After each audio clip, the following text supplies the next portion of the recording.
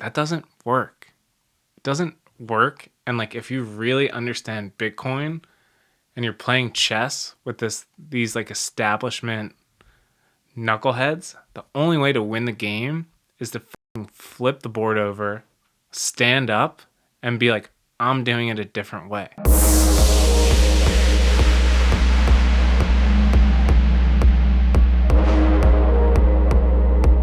What's cooking, everybody? You asked, so you shall receive. This is the Bitcoin episode.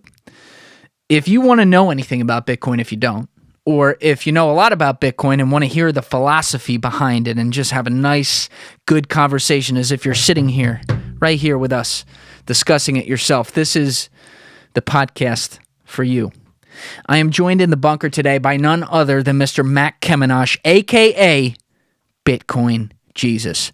Mac is somebody who's been in Bitcoin for a very long time. He is a true Bitcoin maximalist. Is he the son of Satoshi, aka the son of God, and delivering Bitcoin unto us and eventually maybe dying for the sins of fiat so that Bitcoin can live? I don't know. I'm clearly kidding, but you get the picture.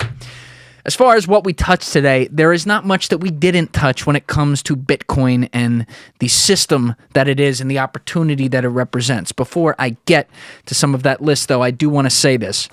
While I am an open believer in Bitcoin, and I would even say not the believer that Mac is, because he's on a whole nother level, but while I am an open believer in Bitcoin and invest my own money in it and have for a long time, I am very, very, very open to the contrarian opinions as well.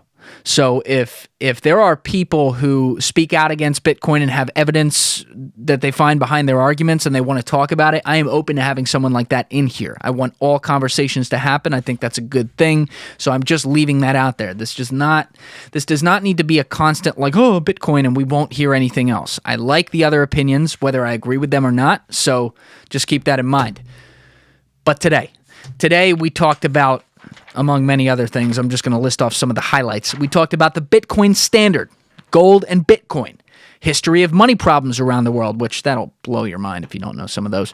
Who is Satoshi? Is it Pomp? Cyprus, like the country in the middle of nowhere in the Mediterranean. Wait till you hear that one, too. That will also blow your mind.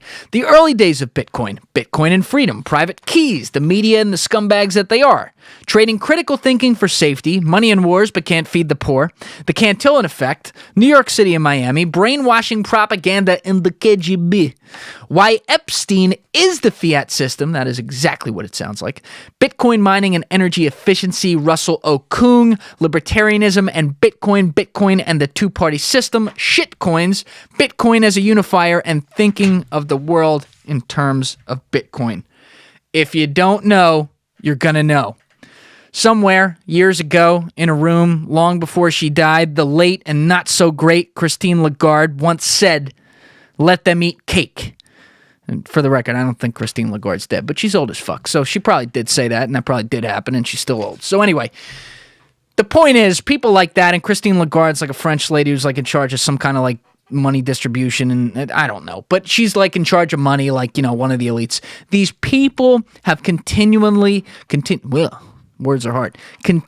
printed money for years and years and years and taken the value right out of your bank account from under your nose without you knowing, and not one of them, whether it be in America here at the Federal Reserve, which we'll talk about today, or in the European Union with the ECB, or whatever China's bank is, not one of these people has ever been elected to office, yet they have wielded power over your hard-earned money.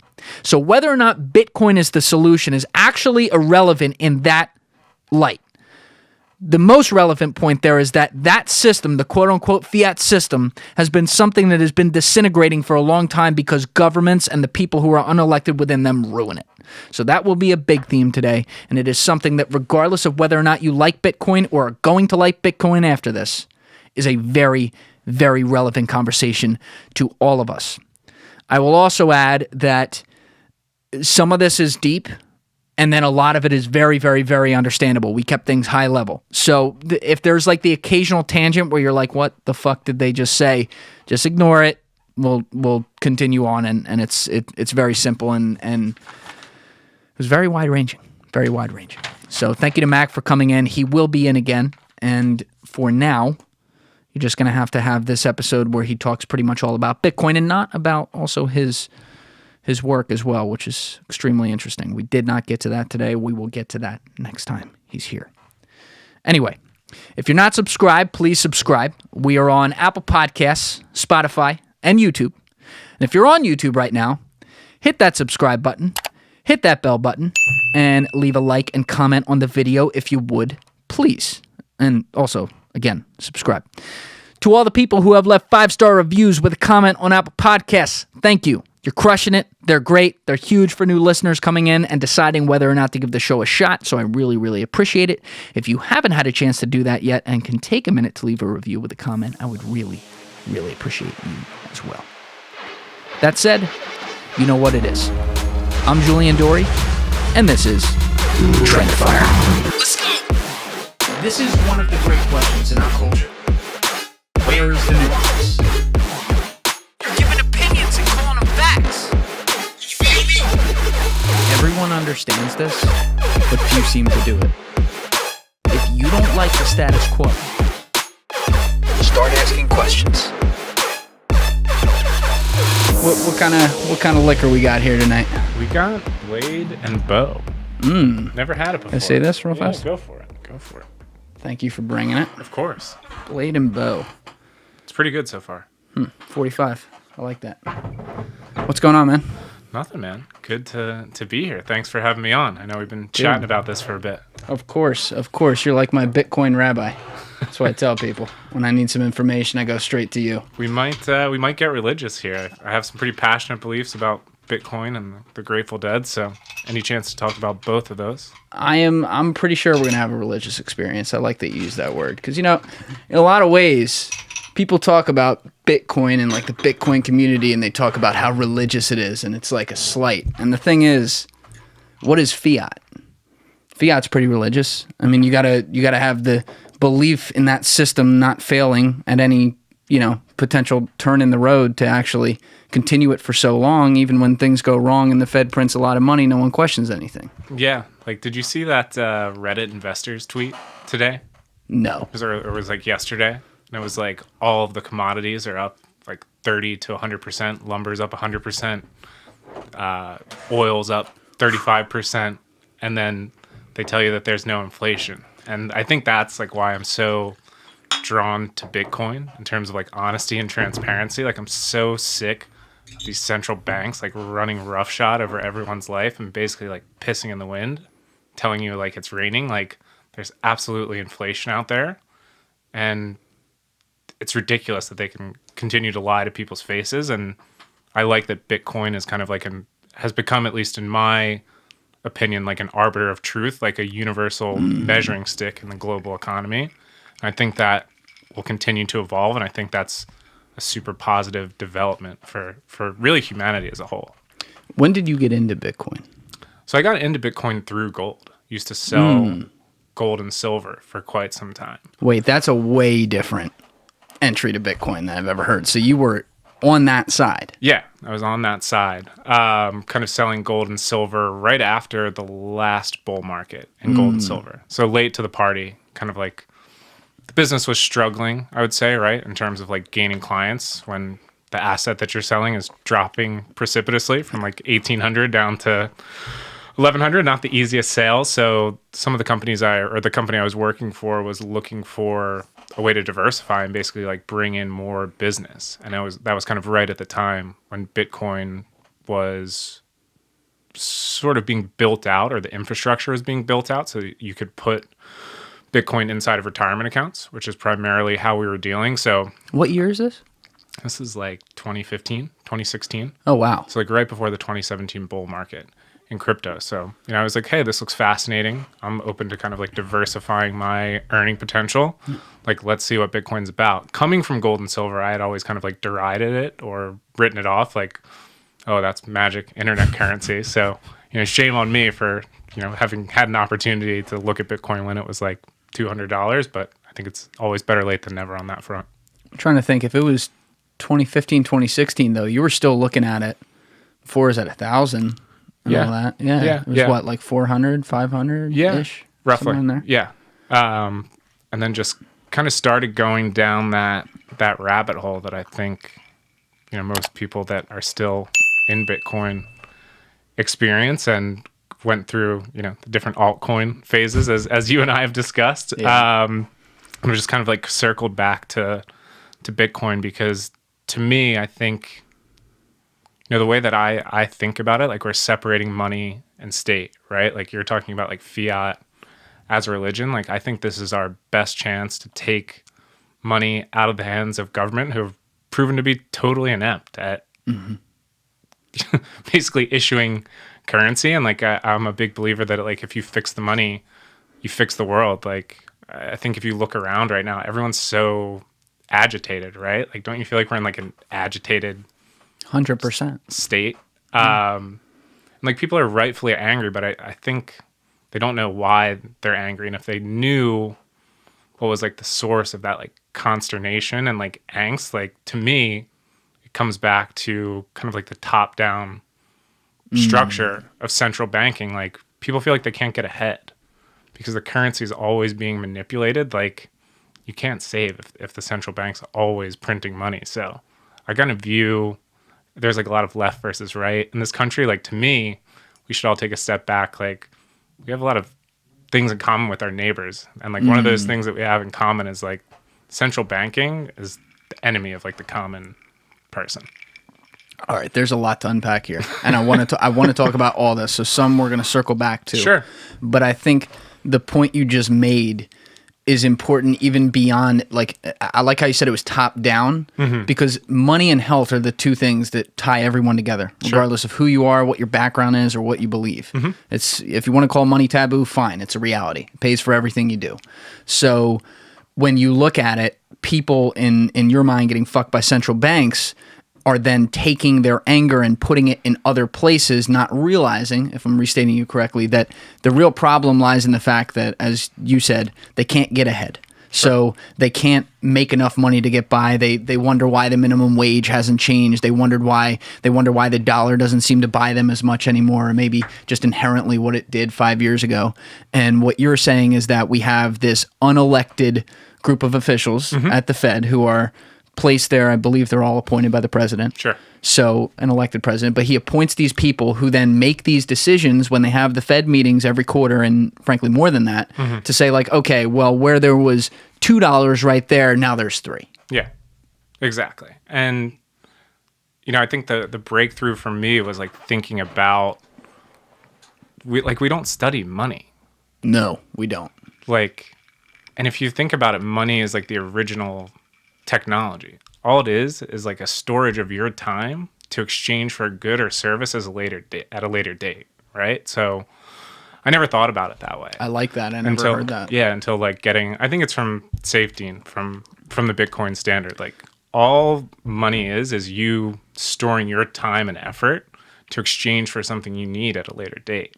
So like once I kind of wrapped my head around that, I was like, these people are fucking stealing from me. Yeah. And like I find that to be unacceptable, particularly they're not elected, like you said, right? Like if there's only a few insiders that can change the rules, there's really no rules at all, right? And I think you're seeing that like unfold in financial markets right now. Like it's just stimulus after stimulus. Like I think they've totally lost control. And I used to think they would be hostile to Bitcoin, but now I think maybe they're open to Bitcoin as like a soft landing, because fiat has just become a joke if you're paying attention.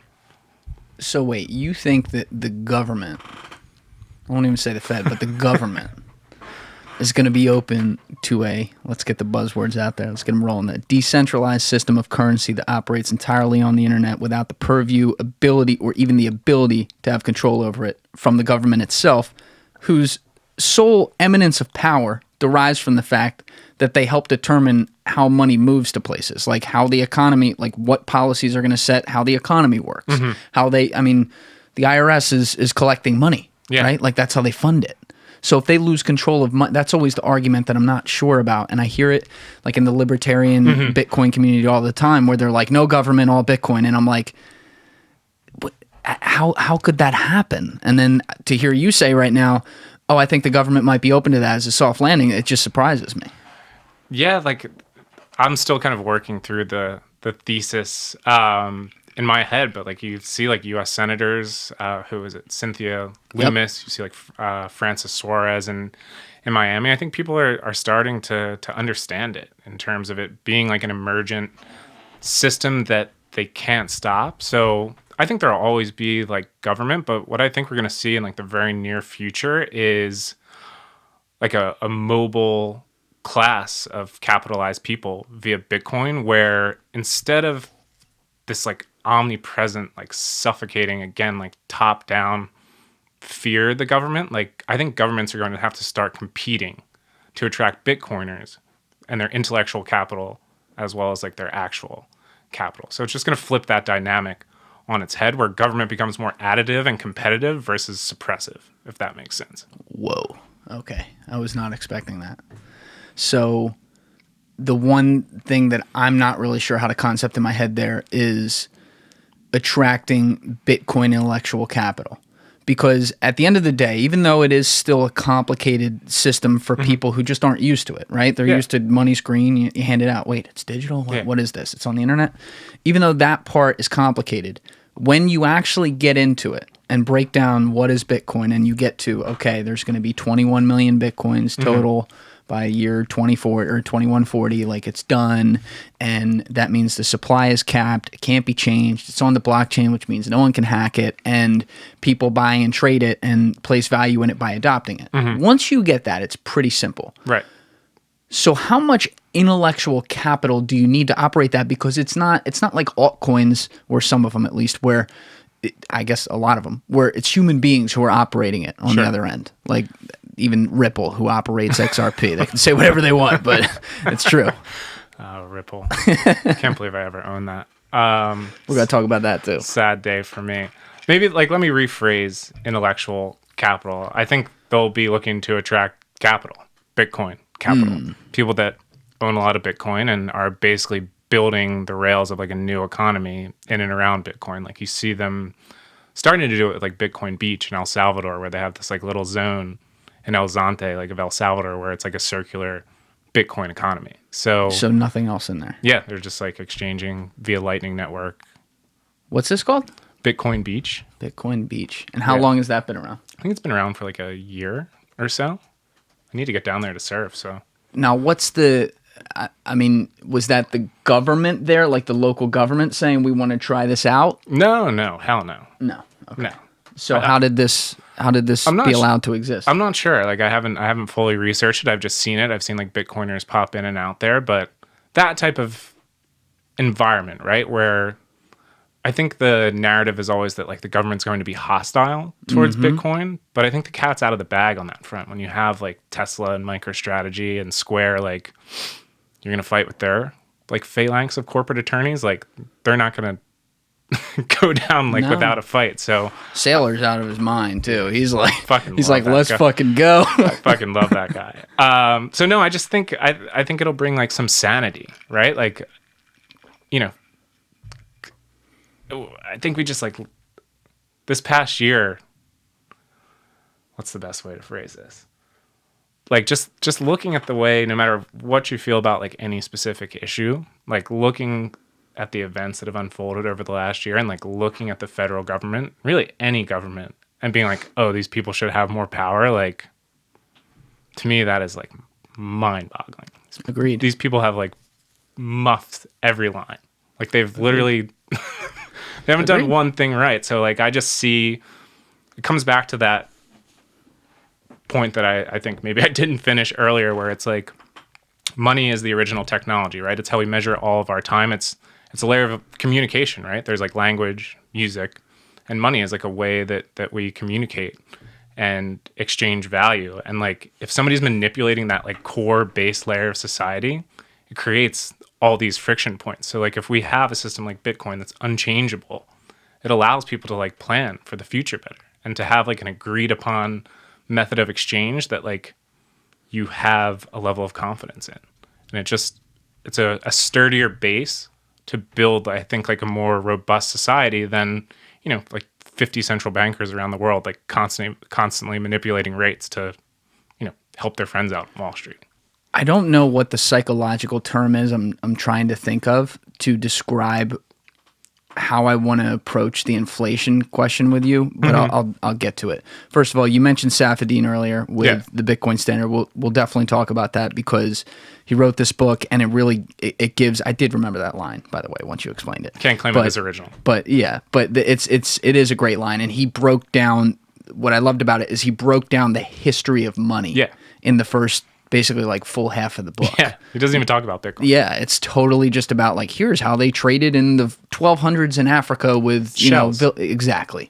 So it starts to give you imagery of how value and trade of value works. You always heard people talk about the tulip market in the 1600s, and people don't think about, when tulips got popular, people could go get tulip seeds and grow more tulips. Yeah. That's inflation in and of itself. But when you're talking about all these central banks, and it's like the buzz lines, we all talk about it. You and I go back and forth all the time online about this. And it's like, okay, then people who aren't in money or aren't looking at it every day and how it works go, all right, what does that even mean? I still bought something on Amazon today. Yeah. And one of the questions I always have, and I feel like I have pretty good answers to it, but I want to talk through it on a podcast, is if all of the central banks are inflating their currencies, which is a virtual impossibility that they're all going to work in concert. Let's get that straight. But let's say in a utopian society, they all work in concert and they all inflate their currencies at the same time. How does it not even out over time? Because that means everyone's value in their pocket is technically going up, but not up at the same time. You see what I'm saying? Yeah, I think I see what you're saying. I guess what you're exchanging that money for is still finite, right? Which is like why you're seeing the commodities prices currently spike. And then I think you also have to ask, like, who is inflation good for, right? Like that's like this whole Keynesian notion that, like, it's like the broken, what's it called? It's like the broken window fallacy. It's like, I know what you're talking about. Yeah. Like, a criminal goes and breaks a window, like, that's good for the economy. You have to put like a new window in, like, there has to, you know what I mean? Like, it doesn't make any sense. So you have wasn't Keynes like pretty fucked up too? I don't know a hell of a lot about him, but yeah, he's like a pedophile. Oh, that was him. Yeah. Yikes. So okay, continue. Sorry. Had to get that one in there. We'll see if that makes the cut. But I don't think inflation is good for like the average person, right? Like, it's good if you're, issuing currency, if you're the one taking on like all the debt. But for like the average end user, particularly like when we have tech that is deflationary, like, I just don't. Inflation is good for the banks. I don't think it's good. It's not good for me and you at the supermarket. Why is it good for the banks? That's a good question. You probably know better than me. Like in finance, I don't, because what I would say, just as an upfront on that, is that with banks, we were always looking at rates. That's how you make a spread. And so when you have such low rates, if they're like, maybe if they're low enough that with the clientele or companies you're dealing with, they're big enough that they can just do massive shit at scale. Okay, it works well. But if you're making a spread of 30 basis points on very low rates, whereas you could be making a spread of like 60 at a higher rate system, math is math. That adds up. So, I got to think on that one. But I don't know. I don't have a good answer for you on that one. Let me come back to me on that one. Okay. But going back to some of the gold question, though, because you were in that, a lot of people during COVID have been now trying to say, Peter Schiff's like one of the biggest ones out there. Sorry, I'm going to hit all of them today, who fucking hates Bitcoin. Yeah. And people are now, like him, are trying to say, run to gold, because gold is tried and true. What I will say is that I personally don't really have a hell of a lot against gold, because, and I think Saifedean in the book broke this down extensively, but gold, we are not mining more than, I think the maximum amount is 2.5% supply in a given year. So it does hold value, and we have decided as a society across the world that this physical shiny object called gold we like, right? Yeah. So I'm not necessarily against it. My issue is, it can be a volatile market, number one, not the Bitcoin is. But number two, it's held its value against fiat over time, but it's not convenient. You can't just like pick up a brick of gold and walk to the store and say like, oh, let me chop you off a brick. Whereas I think there was a famous picture on Twitter, like, I don't know, 6 months ago or something, where it showed all these bars of gold and then showed a flash drive. Yeah. And said, these two things are equal, but you'd never know it. Sure. And the flash drive has the same value on it, but in Bitcoin. I don't see why people like Peter can't see that at least has a lot of potential. I think Peter's playing the heel at this point in time. Like, have you seen his interactions with his son on Twitter? A little bit, because his son's a huge Bitcoiner. His son's a huge Bitcoiner. And they're basically like arguing. I think it's like the perfect way for him to adopt Bitcoin, but like still get free marketing. I mean, I tell Bitcoiners on Twitter, don't engage with the guy. Like his arguments like lack any intellectual sophistication. So it's just like a very cheap engagement play. And I don't have anything against gold as well. Like the Bitcoiners have that website, like What the Fuck Happened in 1971, like when we went off the gold standard, and you can kind of like look at the inflation of money and where things have like inflated and deflated. But I think you made a great point. And I think that's why Bitcoin gets compared to digital gold, because it has that low stock to flow that you're mentioning in terms of like how much is produced each year, but it's highly transportable and way more divisible. So it's basically gold, but improved in every way. Well, the other question that comes up for people that know like a basic amount about it is the transaction speed. Sure. And then no one, I don't want to say no one, a lot of people don't understand the mining. They know it exists. They understand that like, okay, there's some sort of computation that goes on and it has to happen in the market. The network has to do it. Fuck if they know how it actually happens. And I won't pretend to really understand that process either. It's like a little weird. But essentially you are relying on the way Satoshi set up the system, the pseudonymous founder of Bitcoin, is you are relying on computer programmers around the world to be incentivized to want to execute transactions as they happen. And so even with mass adoption at this point, there's still a delay in big transactions. So if we went, not that we could do this because it's not stable yet, it's in adoption mode, but let's just say it was somewhat of a stable cryptocurrency at this point, which I know isn't the pure way to describe Bitcoin, but you know what I mean. Sure. Like, let's say that was the case. If you went into a store and used your Bitcoin credit card, it might take 3 minutes to clear at the register, which we all know no one's going to do. Right. So I don't really care about that. And my perspective is this. I view Bitcoin, I'm going to borrow a line from a guy I heard a few months ago. It's brilliant. I view Bitcoin like the sun. It's there. It provides the light to the system. It is the original. It is the one that has no human being that can fuck with it. And it is strictly an animal of the internet. No government can control, which some people argue with me on, but I really do believe that.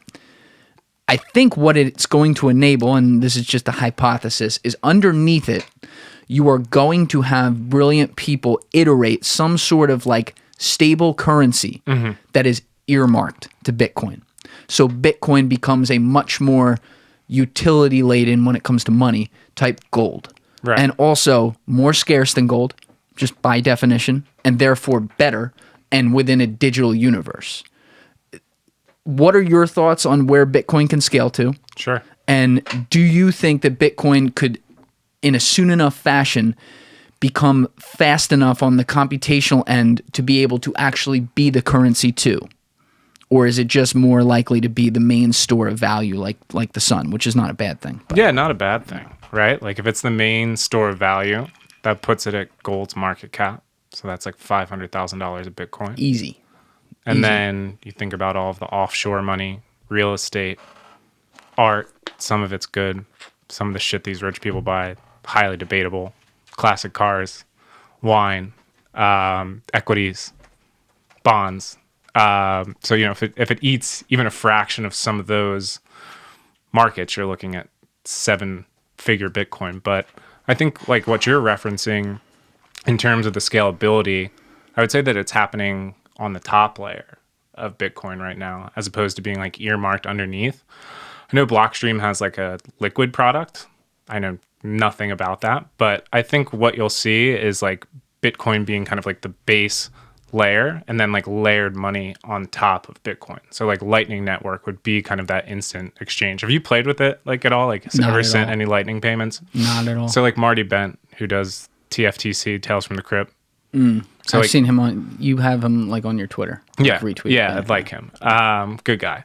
And so they're starting to play with like Lightning, basically Twitter, but with like Lightning Network. So it's instantaneous enough in terms of payment. Like to see the tweets, you need to pay a small fee on Lightning Network, like 90 Satoshis, which is like 0.001 cent. Yep. And it happens instantaneously. So and by the way, Satoshis they're the 0.0001 of a Bitcoin. correct. Just for people. Yeah, Okay. of course. So I think you're already starting to see that like instant payments scale just in the same way that like, you know, if we go back before 1971, you know, your dollar was redeemable for a certain amount of gold, right? So like if you built players' money, it was gold, dollar, then you had like credit cards on top of that, other financial instruments. I think you'll see the same thing. It's already starting to happen.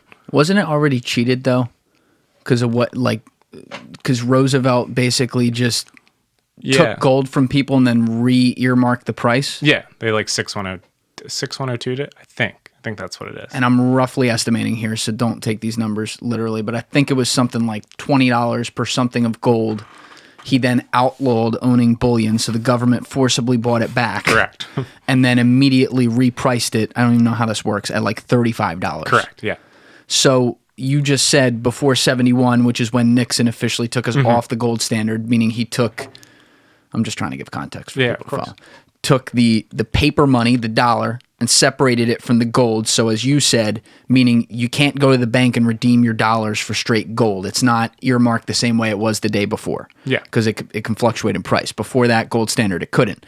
But I'm saying between like, say, 1937 or whatever it was when Roosevelt did that and 1971, you already had lost significant value, maybe, I don't know, 40 to 70% on your value of gold had you owned it before then, or it's passed down in your family because the government already just like totally subjectively decided that no, it's worth something new now. Yeah, 100%. So, you know, their meddling in the currency has gone on for quite some time. And I think, you know, what I envision is, again, like kind of what Saifedean talks about is like a renewed renaissance, right? Like if we're, like you have so many smart people on this podcast, like I talk to so many smart people at work, like can't imagine what the potential is.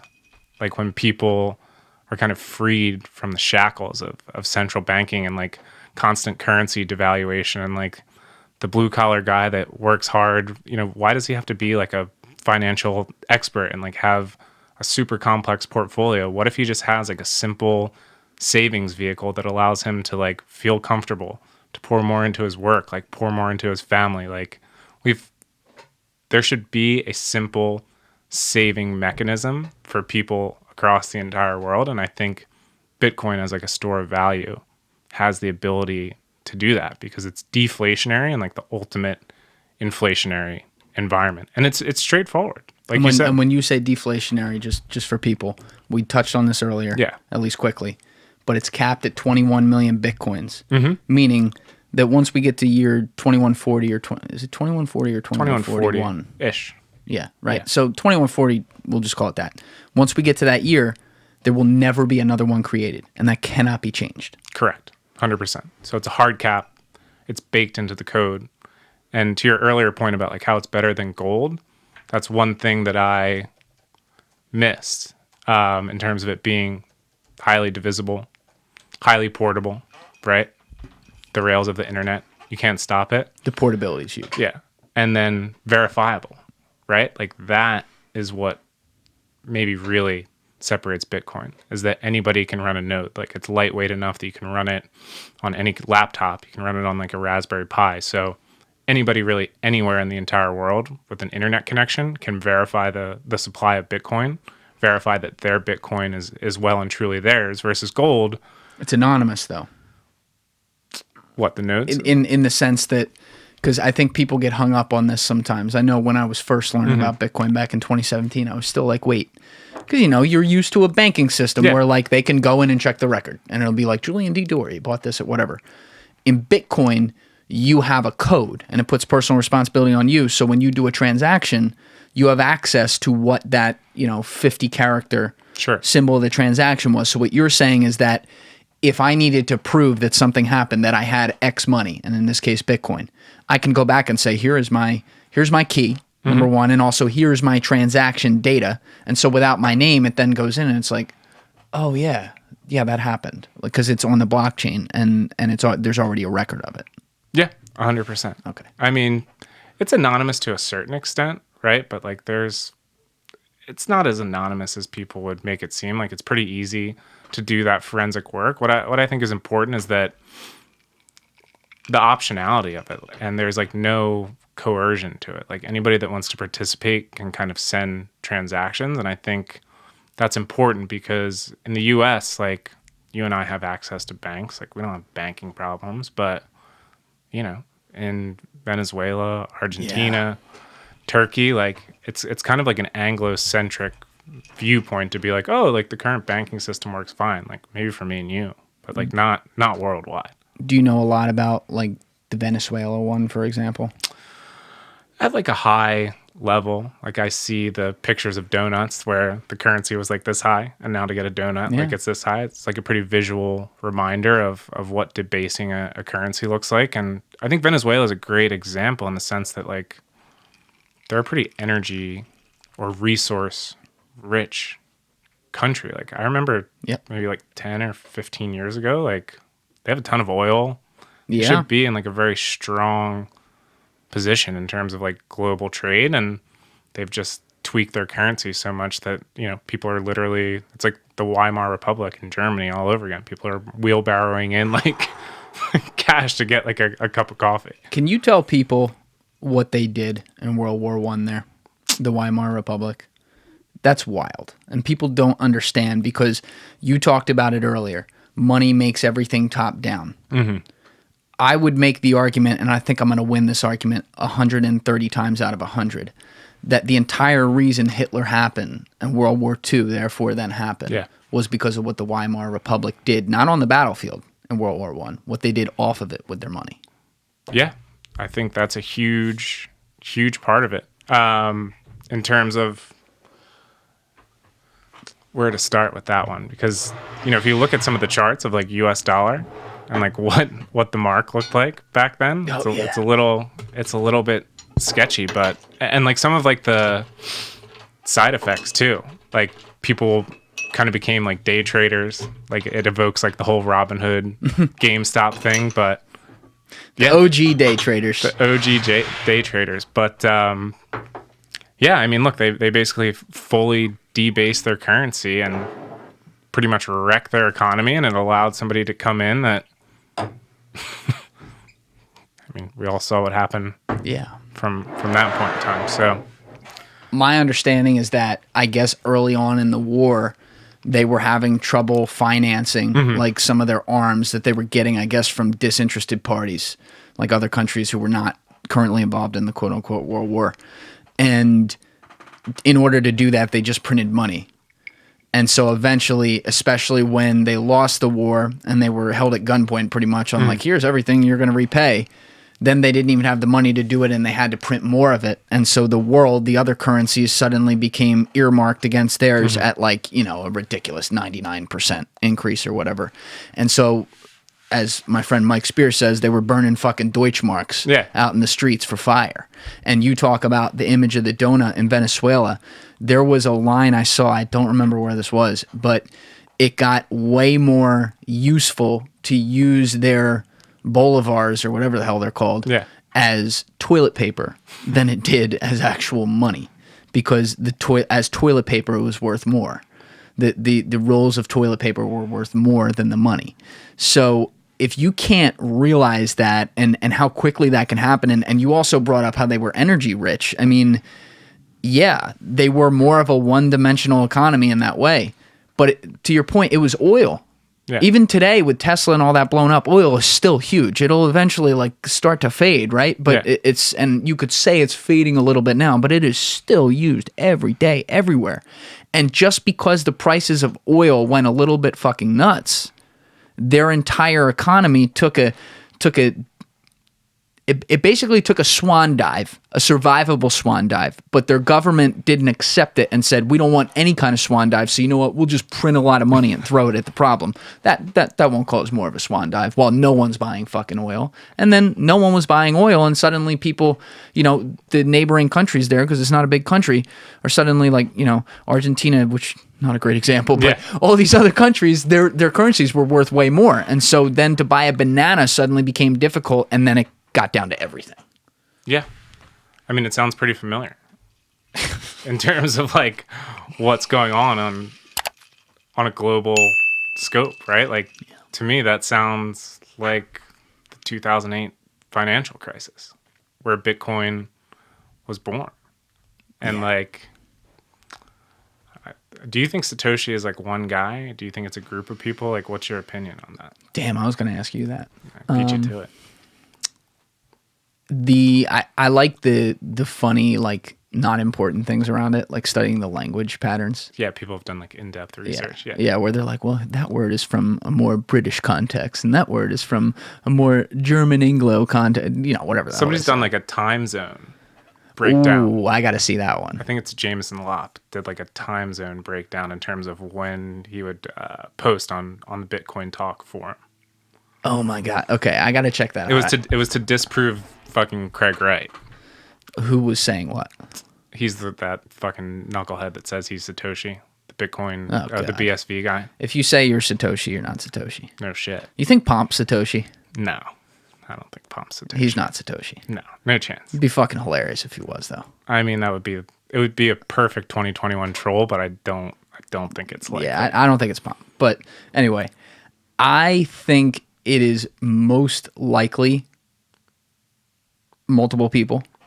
I think so. I also don't really care. I do. I don't want to give this guy any credit whatsoever. So forgive me for this. I do think that Dan Pena has one point where he's like, if Satoshi got revealed, it's going to fucking zero. I don't know if it would go to zero, but I think that could be problematic. So I do think about that once in a while. I don't know, like that's such a heavy piece of information that if suddenly there was a human face to it, yeah, I worry about that. But it seems to me that the system was set up so well that you would have to have almost, I don't know if this is the right word, but almost like multiple cultural viewpoints on it.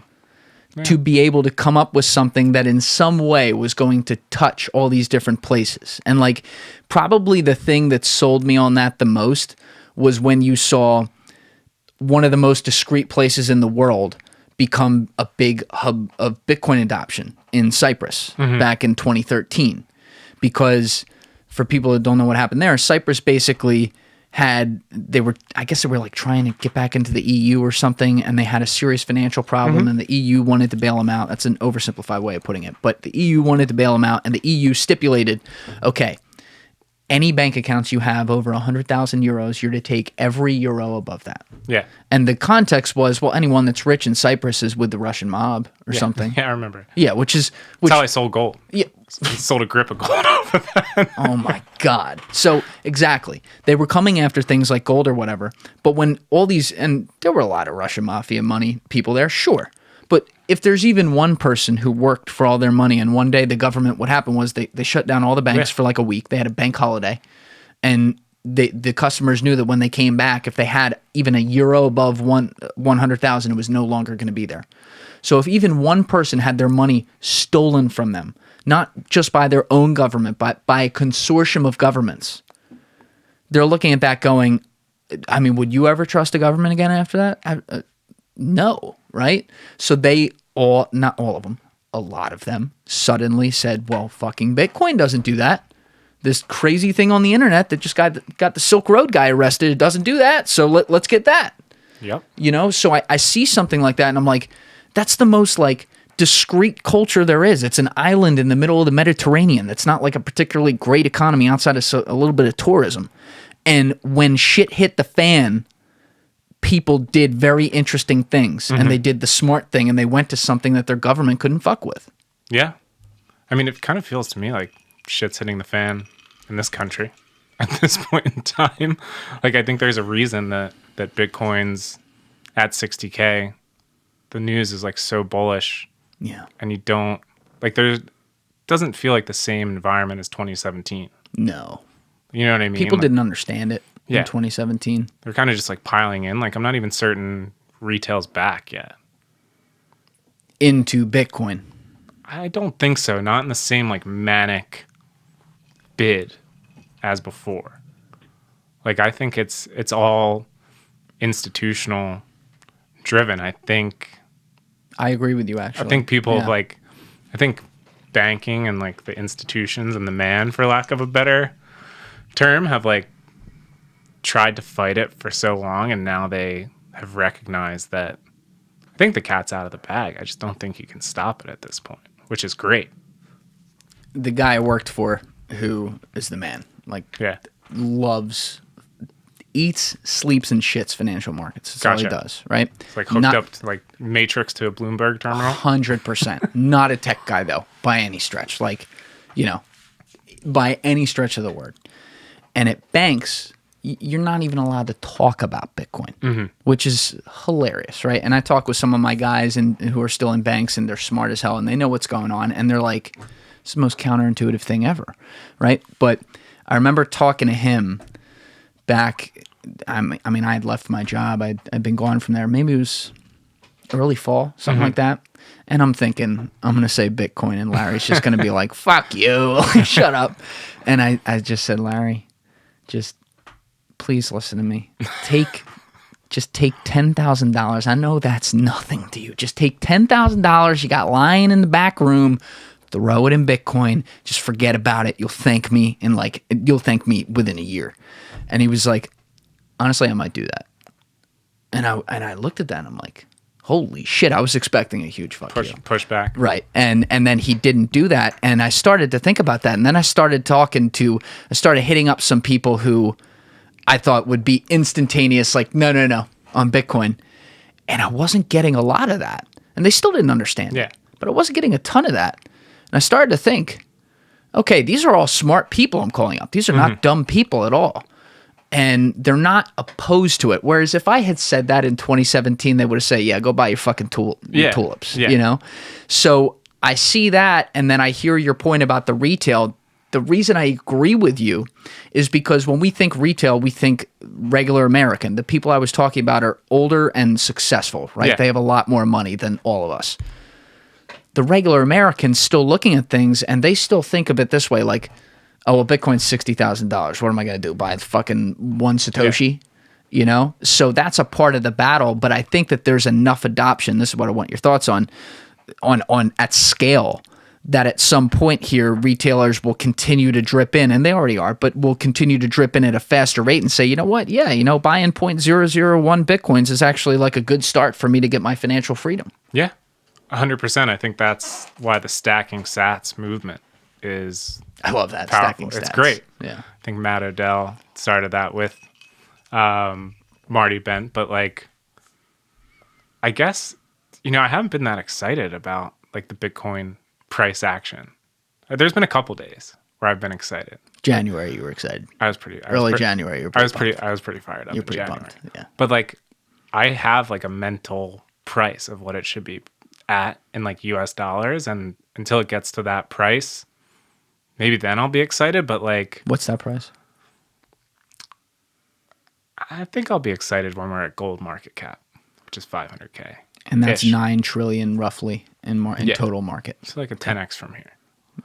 But like, I don't know how you got involved in crypto, so maybe we can go over that. But like, when I got involved in it, story. like, I was definitely of the mindset like, oh, this is like a frothy little scheme they're running here. Like, like let me get in, get out. Like, I can, flip it. Yeah, you know what I mean? I got you. Not that I'm got good you. at trading or anything like that, but I was like, I was still thinking in terms of US dollars. Like I can get into Bitcoin at 3K and sell it at 30, like, and price my gains in US dollars. And I think the thing that's changed for me over the years is that like Bitcoin is now my unit of account.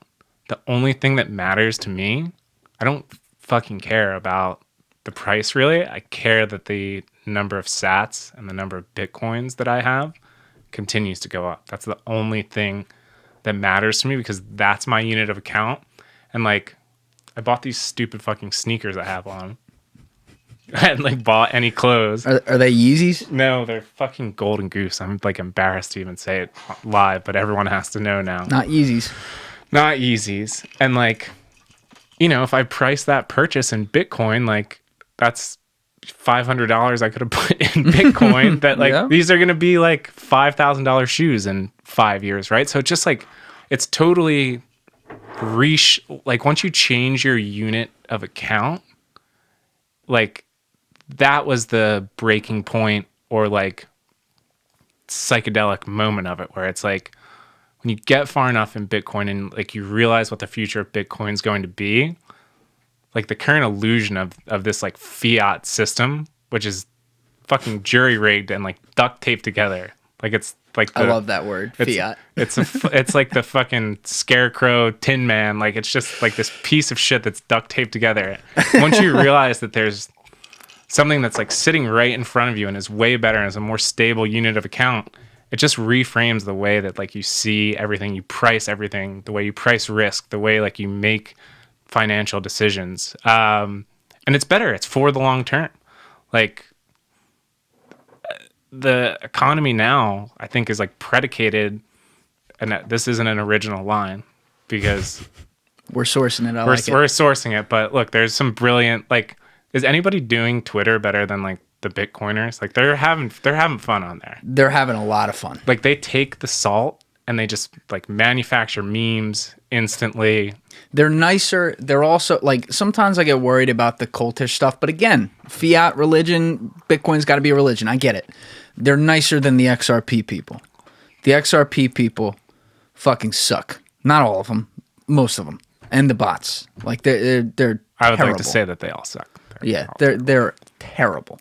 I've talked to a couple who are kind-hearted individuals, but with Bitcoin, like, yes, they'll shut, you know, Dan Held's aggressive, guys like that are funny, and Pierre Richard's a great troll, but I think he's the best troll on the internet. He's pretty fucking good. Because he's like, you can tell the guy is like very sharp, and it was... Yeah, they're not mean. Yeah. You know what I mean? Like, they're opinionated, but they're not mean, and it's they know a lot. Yeah. They know a lot. And I like the fact that a lot of them, and you're an OG with them too, you've been in the game for a long time. I think you said like the first time you were really looking at it and making at least the investment, even if you were making it in terms of dollars, was like 2013, 2014, if I remember correctly. More like 2015, 2016, yeah. So either way, like far before the bubble and whatever, and even with some mistakes that happened there, everyone was making mistakes. Like you've been at it for a long time, and a lot of that community has. And then once you start to get to the smart people, like the guys who study this every day and study the history of money, and you get to the Saifedeans and stuff, you start to realize, okay, this isn't just like some grifter salesman coming in and saying, "Oh,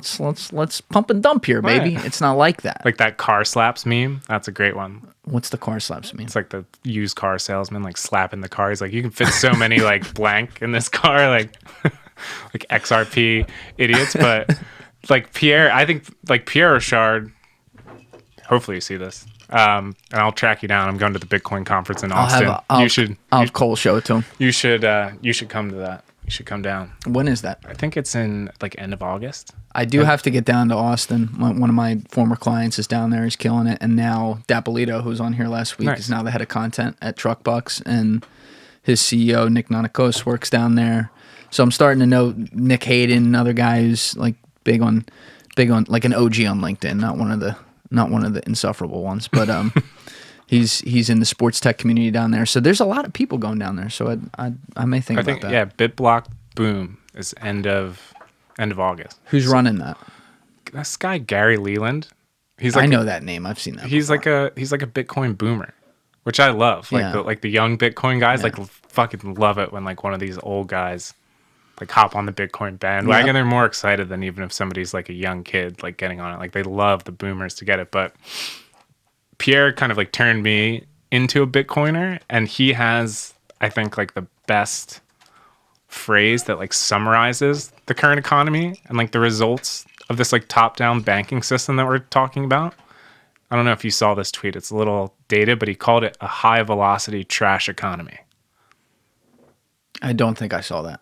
And I think that's a great summation of like how the economy currently functions on like a fundamental level. It's all about consumerism and consumption and like high velocity, like buy, have to spend. Inflation's good. Like keep spending your money. Okay. And I think COVID showed like the fragility of like the top-down systems that we're talking about, right? Like putting aside any reaction to it or how it's been handled. Certainly have thoughts on that.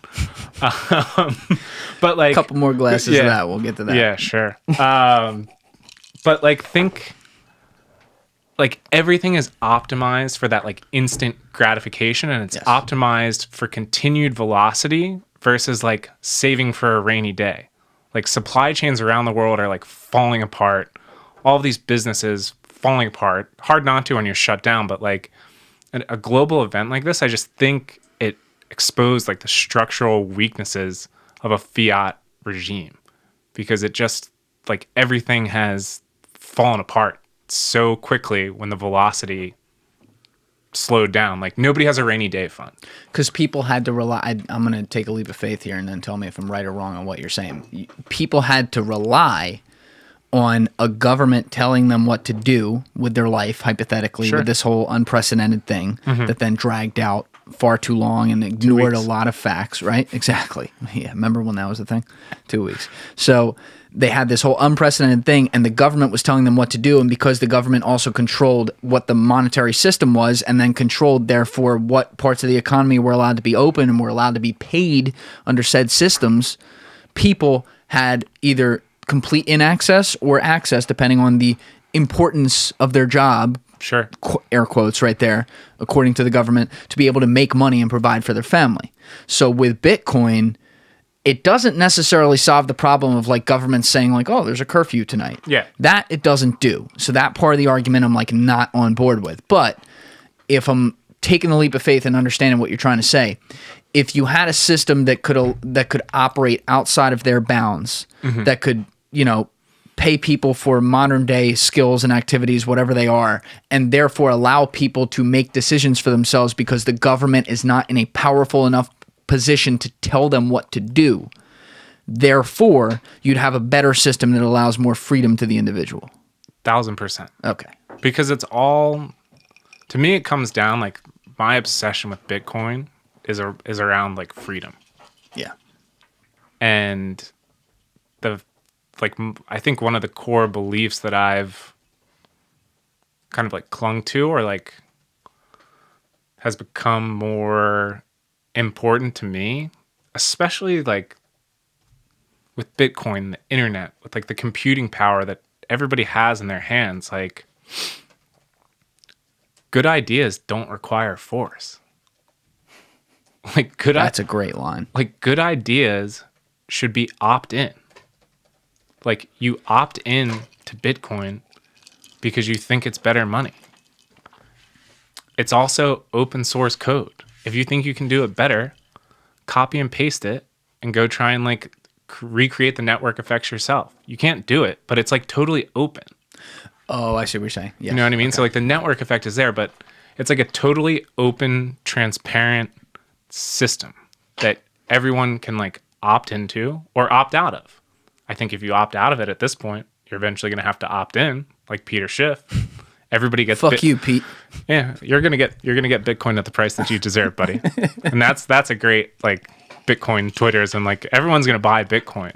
You're gonna get it at the price you deserve. And to me, if you can still buy Bitcoin, if you can exchange fiat for Bitcoin, it's cheap. Because there will come a time, I think, when you have to earn it. But to me, it comes down to like individual sovereignty, freedom of choice, freedom of speech. These are things that like I feel are severely in jeopardy at this point in time in the current climate that that we live in. And if it weren't for Bitcoin, I'd be a lot more pessimistic. But with Bitcoin there, I'm actually like super optimistic about what can be built and unleashed in terms of like human production in the future. When you say like human production in the future, though, and what can be built and unleashed, you're saying that with the assumption that Bitcoin becomes like the central, not to call it centralized, but like the central system that we all rely on, right? Yeah. And decentralized, but central system.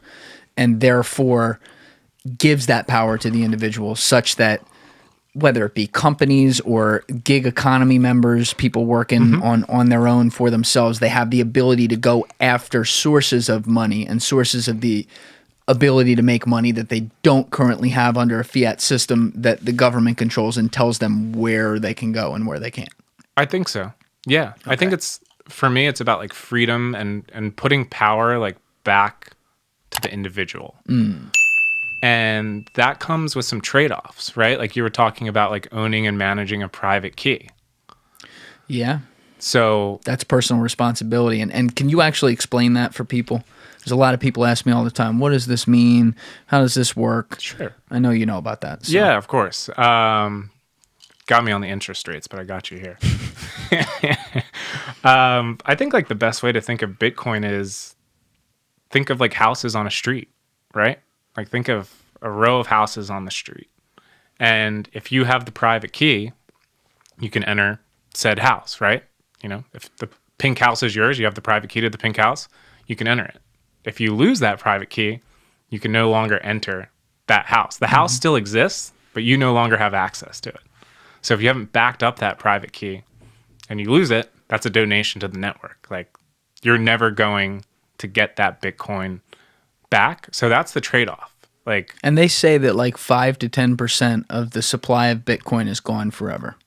Yeah, right? Because there's like so many stories of early adopters losing like a hard drive with fires, even like random shit. Landfill. The one guy's trying to like dig up the entire landfill in England. I would too for $400 million. There's not a lot I wouldn't do for $400 million.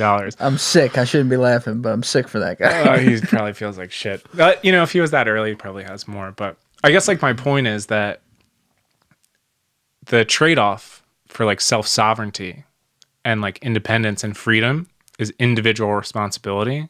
And I feel like individual responsibility is at like an all-time low worldwide in terms of the climate and the thinking. And I'm hoping that Bitcoin can like turn people's gaze inward instead of like the distractions that are constantly peddled at us. Like, what if you just turned off the news and like did something for yourself for an hour a day? Meditate, go for a walk, lift weights, put your phone down, talk to your spouse, your family, right? Like there's this whole, it's all about like distraction, right? Do you see that or feel that? Like it's like 100%. Everyone's like the establishment and the corporate press is the Fed's enemy number one for me. Corporate press is too. Like, do you watch the news? Never. No. I used to.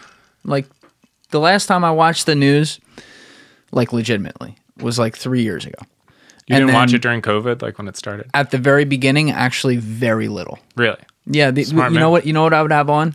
Like Bloomberg. Mm-hmm. Just see what's, I wanted, and they would be giving me the news, right? Yeah. Because they're going over the financial markets. I really, as far as CNN, MSNBC, Fox, no, none of it. Like that shit is toxic sludge. Oh, it's the worst. Like I turn it on sometimes, or if like I happen to come across it, can watch about like 5 minutes.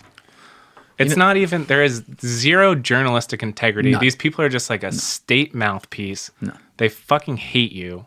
They want you to be scared. They're profiting off of you being scared. Mm-hmm. So I guess that's like my point in terms of like looking inward and that like personal sovereignty and responsibility. Like stop listening to these people. Like they don't care about you. They don't have your best interests at heart. Like focus on. And you're equating, and I think this is fair, by the way, but you're equating the media, whether it be the right or left wing of the media, with sources in the government and what they're messaging us. Yeah. Yeah, I agree with 100%. that 1,000%.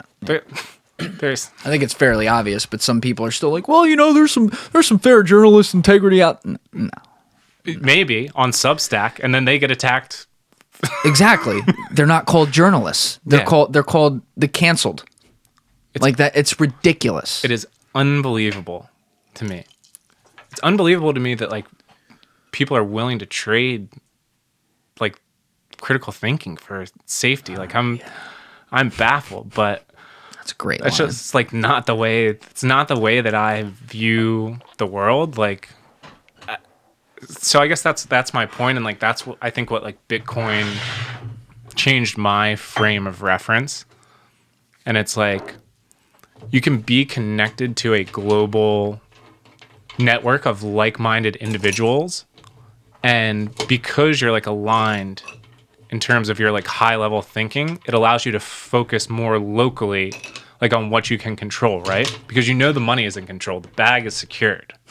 Like the Federal Reserve isn't gonna face fuck you, and you can't do anything about it. It's like, hey, I've got my money in Bitcoin. You can't fuck with me. Yeah. Now let me turn my attention to like the last quarantine. I was like fucking eating pizza every day and drinking beers, and I was like, all right, this like if we're gonna do it for another year, like I gotta get in shape. Yeah. But it like money drives everything. So it's like if you don't have to worry about it and you have faith in money, you can. If you have faith in money. That's a good line. Yeah. If you have faith in money, you can focus on your health, your family, the community around you. Like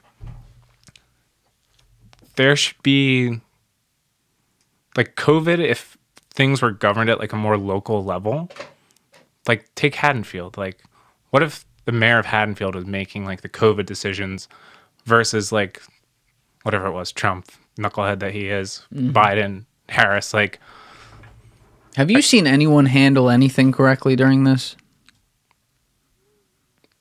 I have two in mind, and that's it. That's about it. I'm sure there's other examples, but I think Ron DeSantis has done a good Agreed. job. Agreed. I thought he was a little shaky at the beginning, but did a good job. And then I think who you mentioned earlier, Suarez. Yeah. It's just they've been more common sense about it.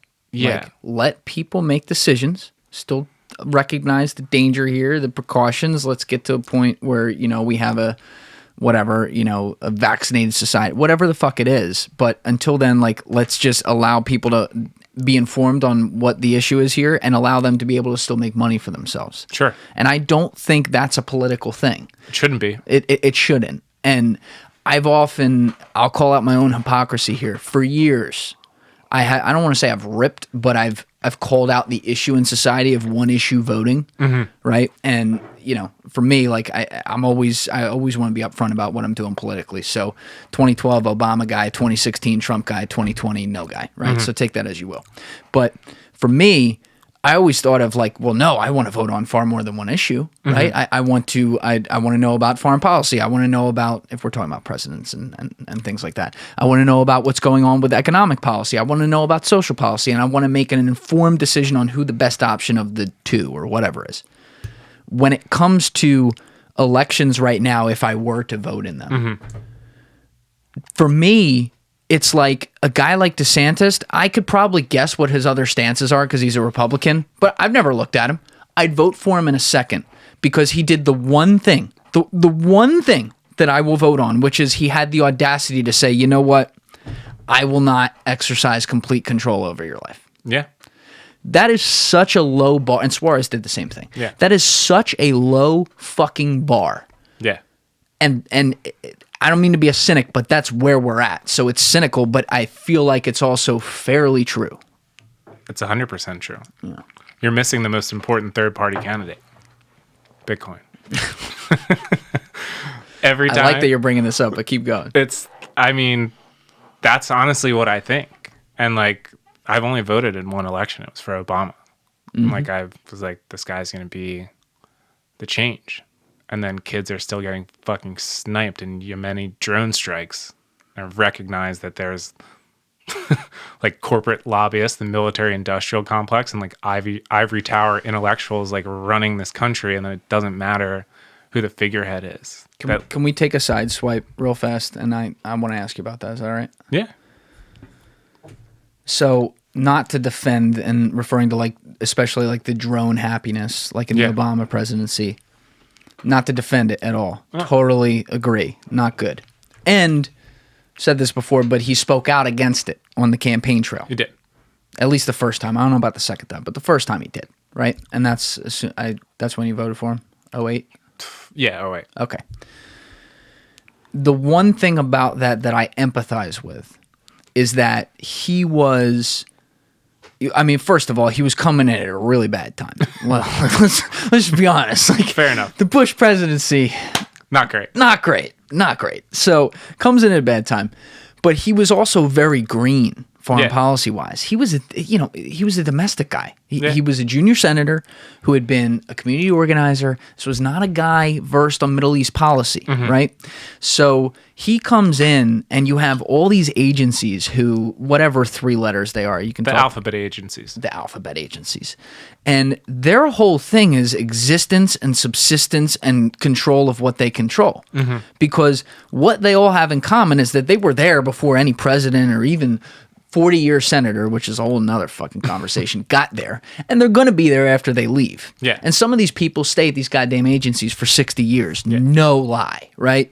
So their whole thing is, let's maintain what we have. We don't want to lose any ground of what we have. So they walk in and they get a new president like Obama. Forget what political party it is. It doesn't matter. They walk in and they say, Mr. President, we have X threat, Y threat, Z threat, K threat, A threat, whatever threat. If this all happens, it's your fault, and you're going to have 12 9/11s tomorrow. And so you got this new junior senator who just walked in to the highest office in land, which he ran for. He had to know this was coming in a way. But suddenly he has all these things where it's like, we're already in a bad spot, and now it's like, yo, if this shit happens, it's on you. And so what's all of politics? It's CYA, cover your ass. Yeah. And so to him, it's like, you mean I can throw a couple drones at it? Yeah. Throw the fucking drones. You know, I get it. I don't like it. Yeah. But how many, I don't care what political party you are. I don't care if you believe in the fucking lemon pickle party. If you're in that office, like, the whole point is, like, you have some control, right? You're carrying the weight of that groupthink system. Yeah. You don't want to fuck it up. And so I have always empathized with the fact that people are like, oh, he was so drone happy and all this shit. What the fuck was he going to do? You know? And like, I almost wish in the back end he was more aggressive with it when ISIS rose, because then suddenly he got like real fucking soft about it, you know? And it's like, it's stressful for me, but just tossing that out there for you. How so? Because I don't want to see people droned where you're trying to kill 2 people and you bomb a neighborhood of 200 and piss off all those people, righteously so, for the rest of their lives, and continue these systems of ideologies that create pissed off people. I get it, right? Like, people don't, they look at an Osama Bin Laden, who's a very complicated character and was a fucking horrible guy. We can all agree on that. But, you know, he grew up rich. Yeah.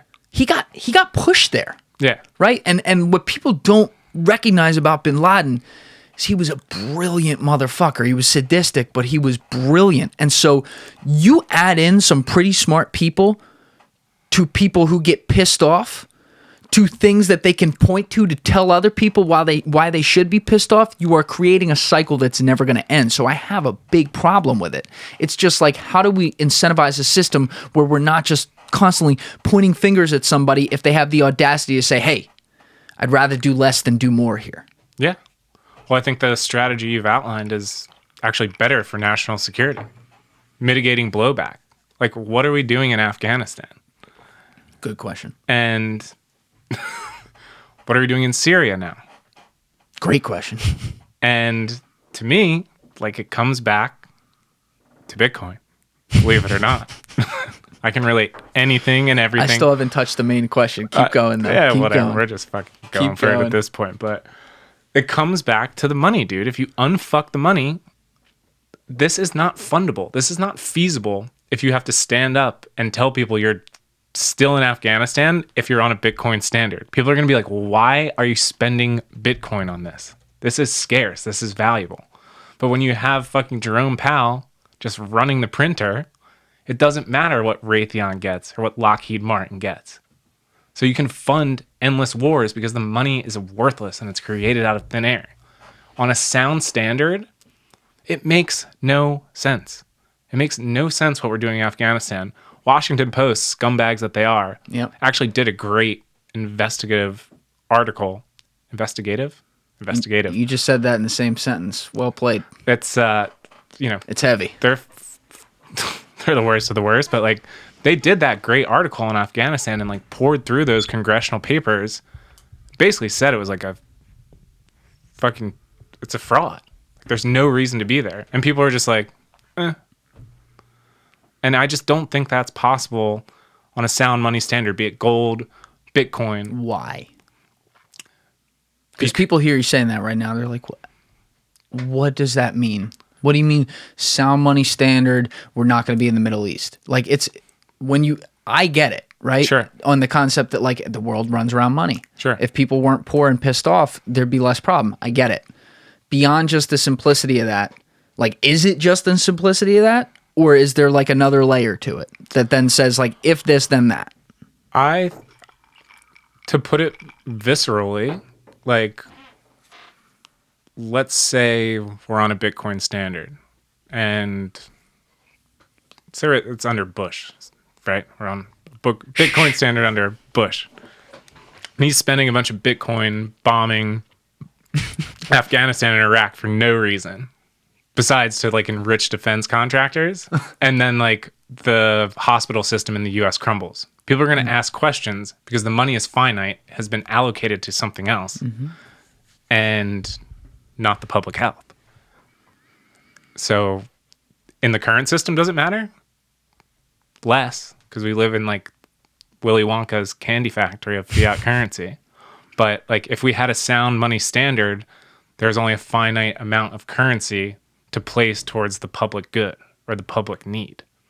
So you would be incentivized to do the right thing by your constituents versus like pork barrel, freewheeling. You're saying that if they couldn't just print money on a whim. Yes. And it was completely controlled like the supply of Bitcoin. Yeah. They would have to they would have a boogeyman to blame in the sense that people who don't understand money because they're busy with their lives and just expect that the people who run the money to do right by them, which is a bad expectation. But it's the expectation, right? Like they look at that and they're saying, oh, well, if we don't fix it by printing money, which is cheating, but if we don't fix it, these people are going to yell at us and not vote us back in. Whereas if they could just say, hey, not us, blame the system here. The system says there's a finite amount. So we had $2, 2 Bitcoins to throw there, a Bitcoin to throw there. We lost. It's what it is. Retreat. Then people would have to say, well, they couldn't control that. Yeah. We like live in a world without consequences. How so? I mean, at the federal level, what does anybody have to account for besides getting reelected? I think one of the best arguments for that ever is that in 2008, not one person went to jail. Yeah. For what happened. And it was a small number of people that actually really did that. Yeah. It's a very small, it wasn't like all these banks were in on it. No. There's this groupthink ideology that happens where you expect the chain of command to do a certain thing. And when certain people do it wrong, it fucks up everyone. But there were still a nice number of people here. The Angelo Mozillos of the world, who was the French guy at Goldman who was like, I'm the magician. I am the magician. God. That fucking guy. Like, who is the senator? Carl, he was great. The Minnesota guy, Carl Levin. That was it. He was like, do you mean to tell me? Like he just pointed all these people and they'd be sitting back at him like, I don't want to be here right now. But none of these people went to jail. And so you see things like that where, all right, these so-called power structures of society have this double standard. Yeah. Whereas you could argue that then when you roll in the fact that TARP happened and all this bailout happened and most of the banks, Lehman Brothers aside, Bear Stearns aside, they didn't fail. You could argue that like, oh, these people, they're still at the beck and call of the government. But I'm trying to phrase this correctly. They don't have anyone to actually report to because the government often has people that were related to the banks or in the banks in the first place. Sure. So it still is this round circle Yeah. of life that says like, yo, we know you fucked up, but you're our boy, so we got you. Yeah. I don't know how I was trying to land that plane, but that was the final point I was trying to get to. I think what you're saying is that there's regulatory capture, and that like the banking executives are like interchangeable with the people in government, right? Like fucking Yellen. What a joke. What did she make? Like $10 million in speaking fees for the banks? And now she's Treasury Secretary? She shouldn't be allowed to hold paper objects. Yeah. I mean, she likes to print them. She sucks. So it's just like, I think I see like and I think you see it too, like the nepotism, like that revolving door. Like, I think I posted something the other day. It's like, I'm not a conspiracy theorist. Like, you're a fucking idiot. Like, if you don't, like, if you think Citadel is paying Janet Yellen $1 million for whatever she has to say for 45 minutes, like, you're an idiot. I agree. I can't imagine what she's getting. Like, that doesn't make any sense. Like, it's for the regulatory capture for Citadel to do whatever they want. And like, do you think any bankers wanted to listen to Hillary Clinton? God, no. No. I mean, she's a special candidate in the sense that she has the entire establishment behind her and like still manages to lose. Because she was like the one candidate that could lose to Trump. I think Bernie had a shot. They knifed him too. And they knifed him. Think what you want about him. They knifed him. Yeah, like I don't like him. But she was wow. She just, as far as like running in circles in the New York City area, because they fucking know everyone, I never heard a good word about her. Yeah. From people that even fully supported her. Yeah. Like at least with Trump, like I knew a lot of people, for example, that knew Trump and voted for Hillary all day. Like no fucking way am I voting for him. But they would say like, yo, he's fucking hilarious. Like he's just an idiot, right? I kind of missed the entertainment. The entertainment was great, but it was too much. But like they at least would say that about him. Like, all right, yeah. And on no planet am I ever voting for him. But, you know, like, he's not like the worst person in the world, even if he tried to be with some of the things he said. With her, it was always like one of the best ones I ever heard. And this was not directly from the source. This was one source removed. So I need to hedge that. But I remember there was a Secret Service individual assigned to her detail, whose exact line was, under no circumstances will I be taking a bullet for Secretary Clinton. And the person who told me the story, who was a very reliable source, said, that is literally in your job description. And the individual said, yes, but I was put on this detail as punishment. That's too funny. Yeah. So, like, she just sucked. So she was, like, the one person that could actually lose to him. But you see people like her who just suck. And these banks paying, I don't know what they paid, but they paid hundreds of thousands of dollars to her, to have her go, well, you know, when I'm president, well, you know, give her fucking robotic speech. And it's like, to your point, they don't give a shit what she says. They already don't like her because she's going to regulate, you know, every politician's going to regulate them. They don't like them. They're just trying to say like, yo, when we walk in the back door and say, you know, we need one right here, just, you know, remember we did this. Yeah. It's like the fucking scene in Goodfellas where they walk through the restaurant. That's literally how like government functions. That's the whole thing. And like, that's why I want to end that seniorage and like that whole, like the whole Cantillon Effect. The Cantillon Effect? Cantillon Effect. That is like, that was another eye opener. I don't know that. For me. So let's look it up. Let's pull it up. But he's a French economist. And he wrote about like the ethics of money production. And basically like his high level thesis. Biflation? Is that what you're talking about? The Cantillon Effect, biflation. Let me get. Yeah. So that's a good one. Yeah. Okay. So and this is just literally straight off Wikipedia. So we'll get a better source later. But Richard Cantillon was an Irish-French economist and author of Ça sur le notre du commerce. I'm going to fuck that up, so we won't go there. The cradle of the political economy. Although little information exists on his life, it is known that he became a successful banker and merchant at an early age. At least he lived what he wrote. Yeah, where is the whole... Go back. Yeah, let me go to Investopedia. We'll go to the other pedia.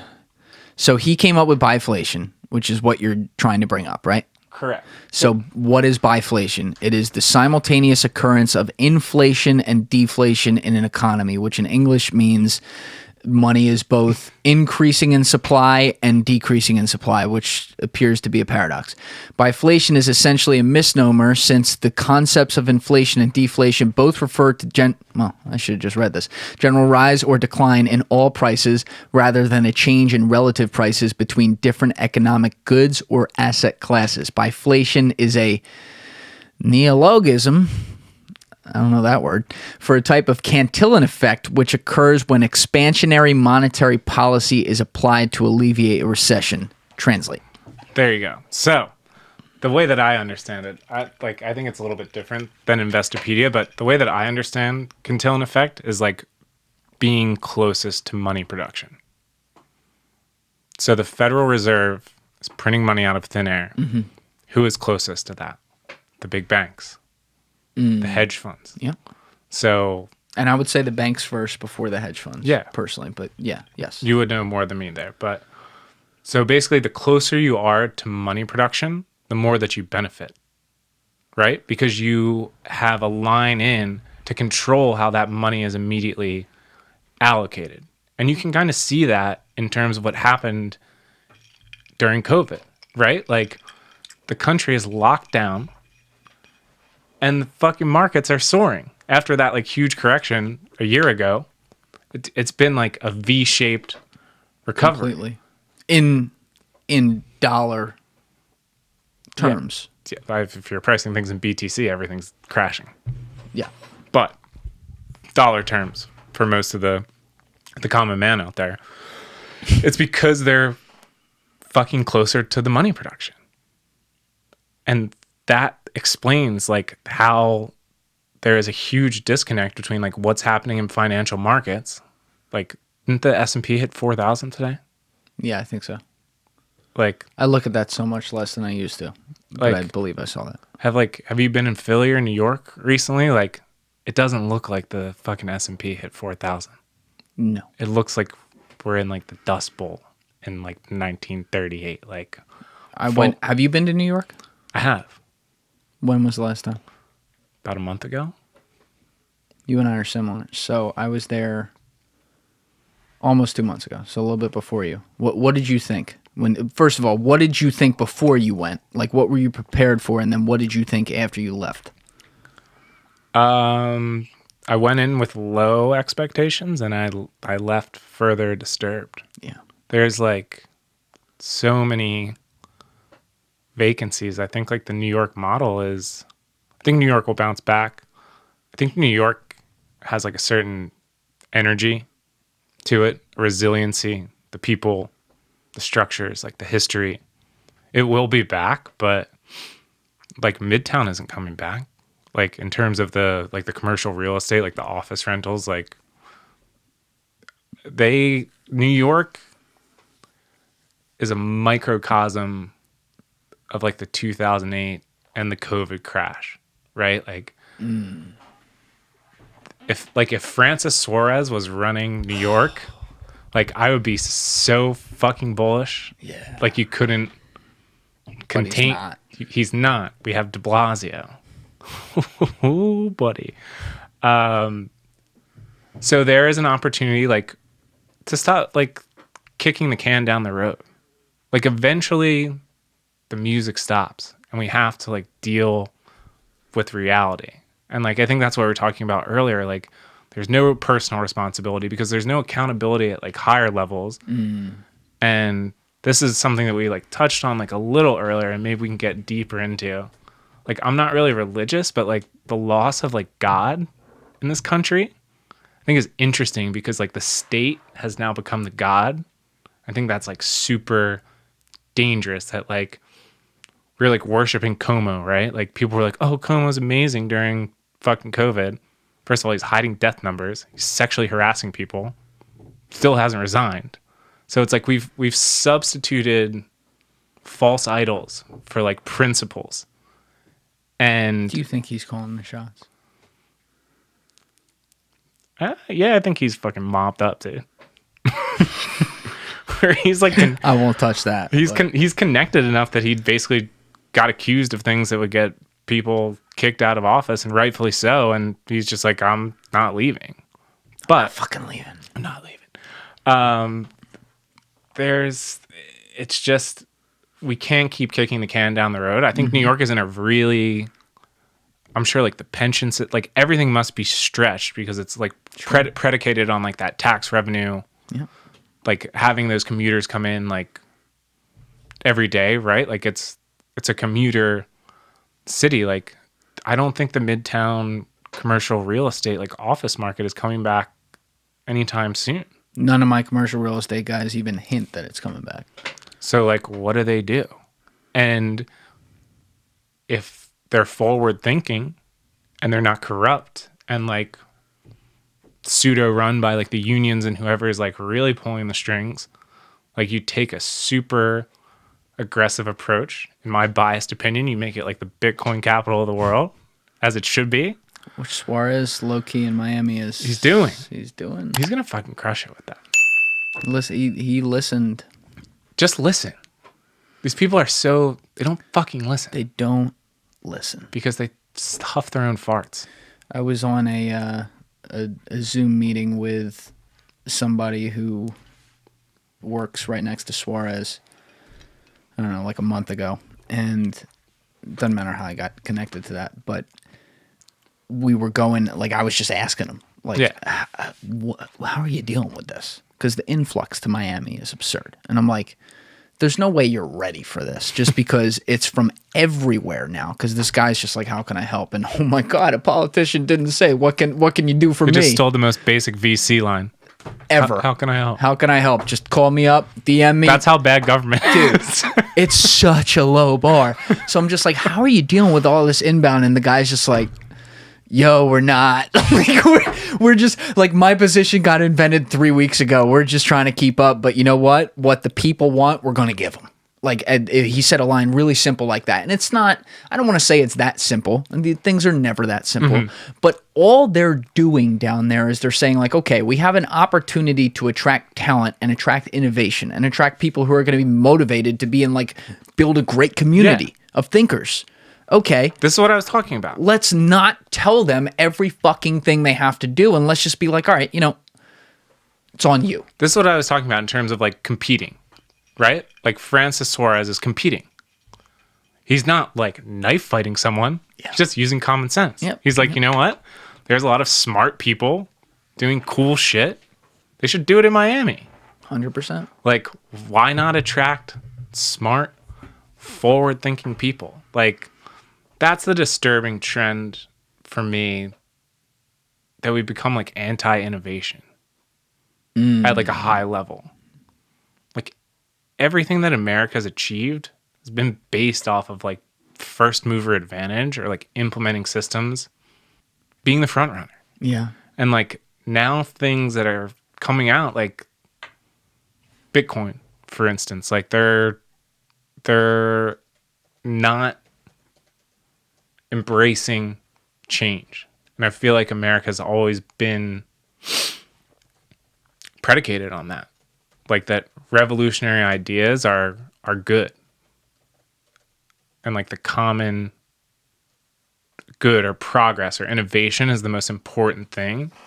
It just doesn't feel like the climate's like that anymore. It's like everything is a threat because I don't know. I'm getting like end of the Roman Empire vibes. I have not used those words a ton on this podcast, but that theme has come up, and it's you have to look at trends.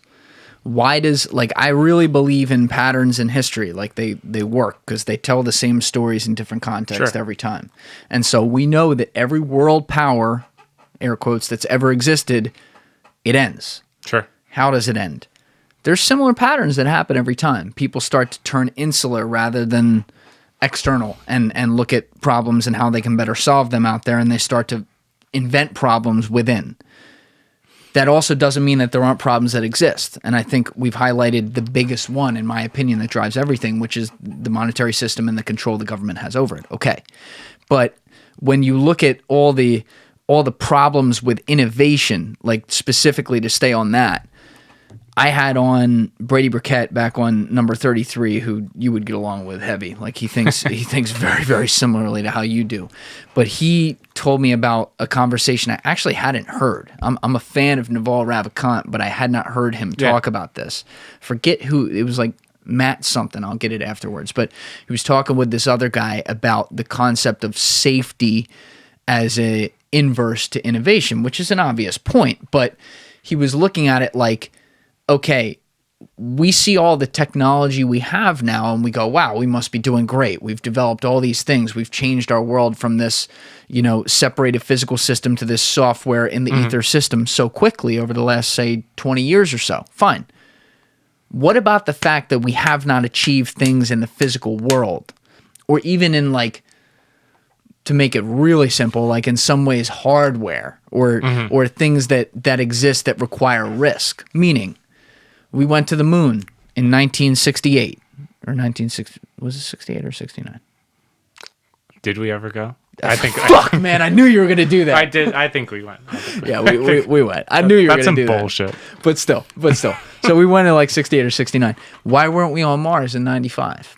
Because at some point there's a value. Don't get me wrong. Huge value to valuing human life more over time. There's a reason that, the caveman walked out of the cave 2,000, 4,000 years ago, whatever, and didn't know if he was going to live today, and like, oh, well, if he didn't, and now it's like, oh my God, someone died. Yeah. I think that's a good thing. But we've made it, and you can relate this to COVID big time, we've made it such an emphasis that we don't want to take risks to even question because one death is too many. And like with the COVID example, I've had previous podcasts where we get into the conversation of, say, the self-driving cars. I use that as a parallel.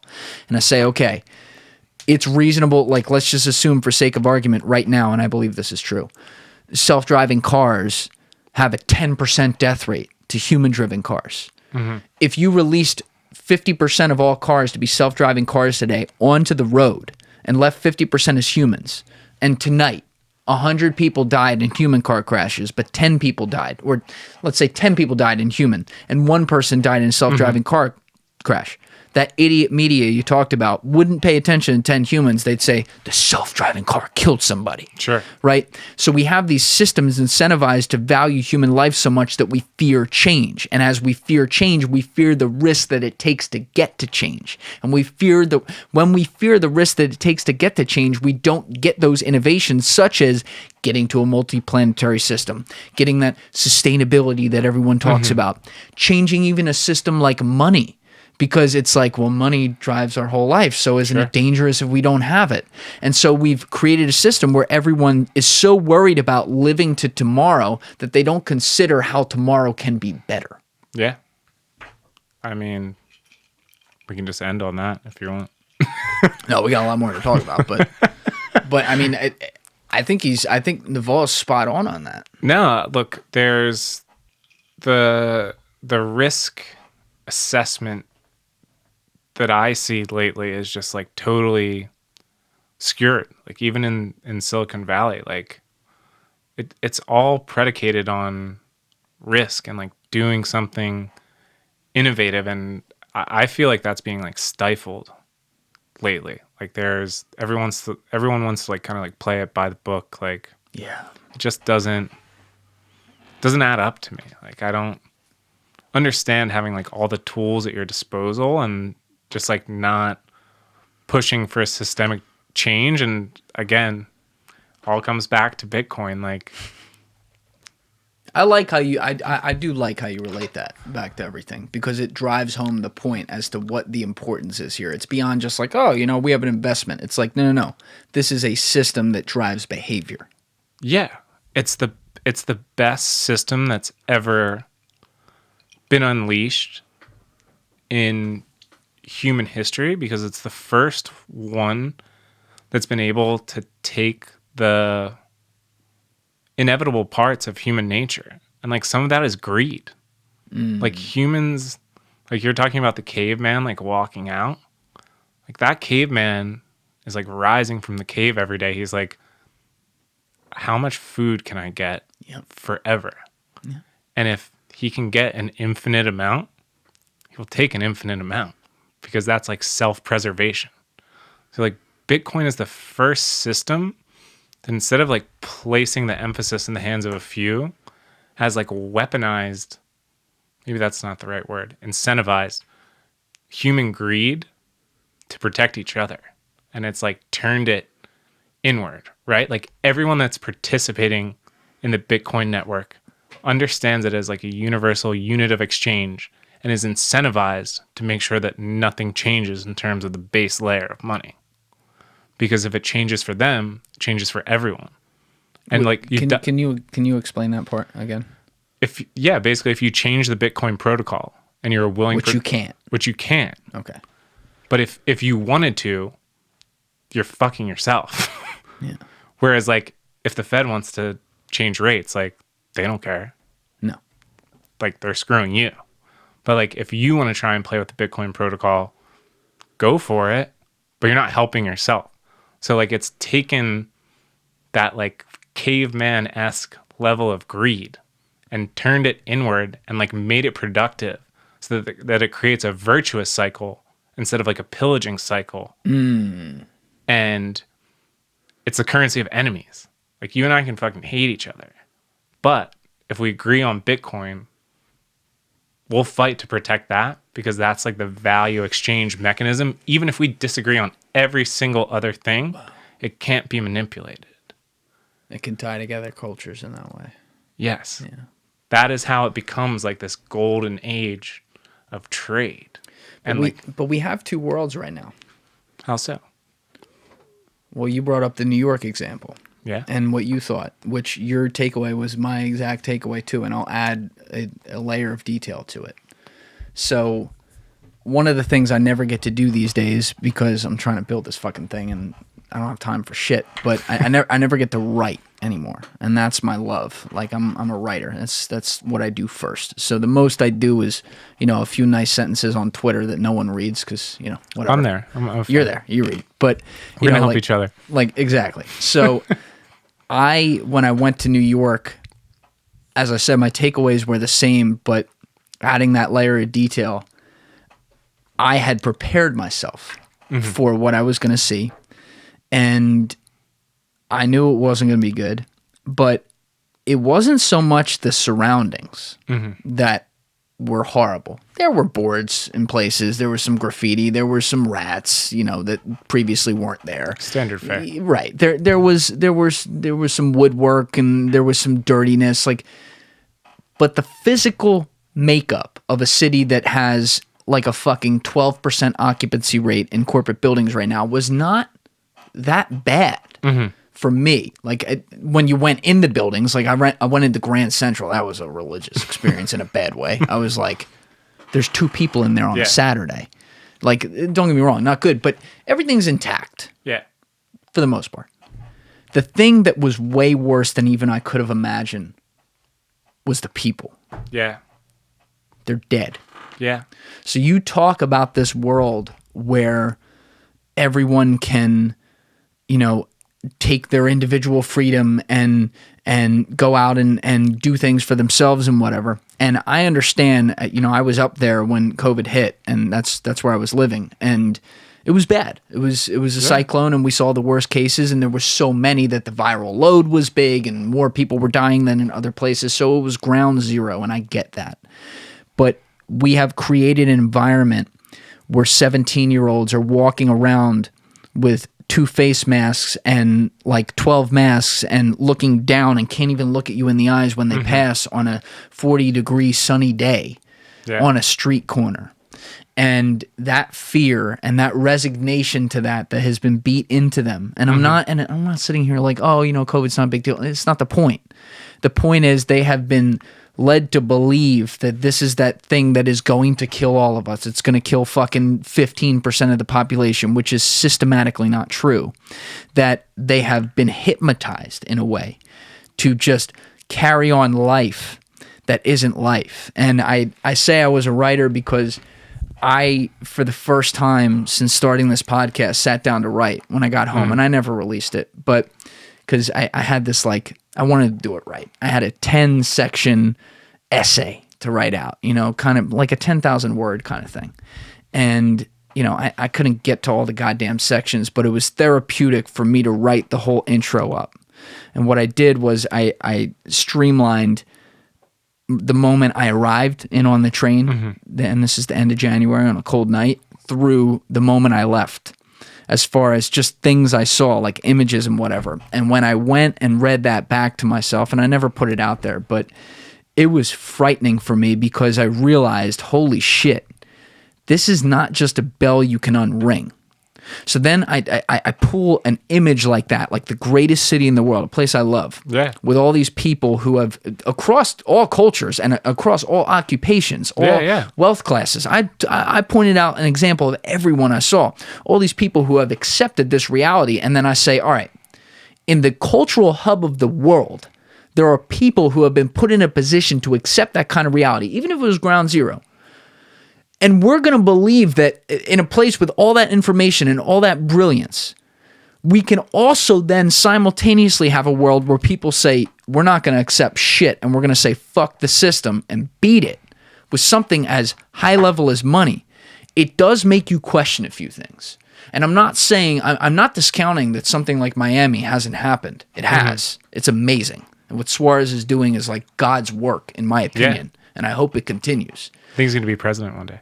He might be. If he wants to do it, I mean, he's on a line to do it. And he's likable. He's like, I guess he's a Republican, but he's like very centrist-y, like kind of like stays above the fray. Like, I like that guy a lot. Me too. And, you know, I want to believe that's going to win out. But you talked earlier about the narratives of the state that hold people's attention, and they do. And they drive this propaganda out there. They drive this messaging. I mean, I could go into examples on that all day.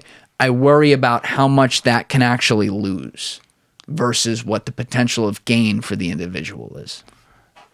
I think if you can wake up the individual, and maybe it happens person by person.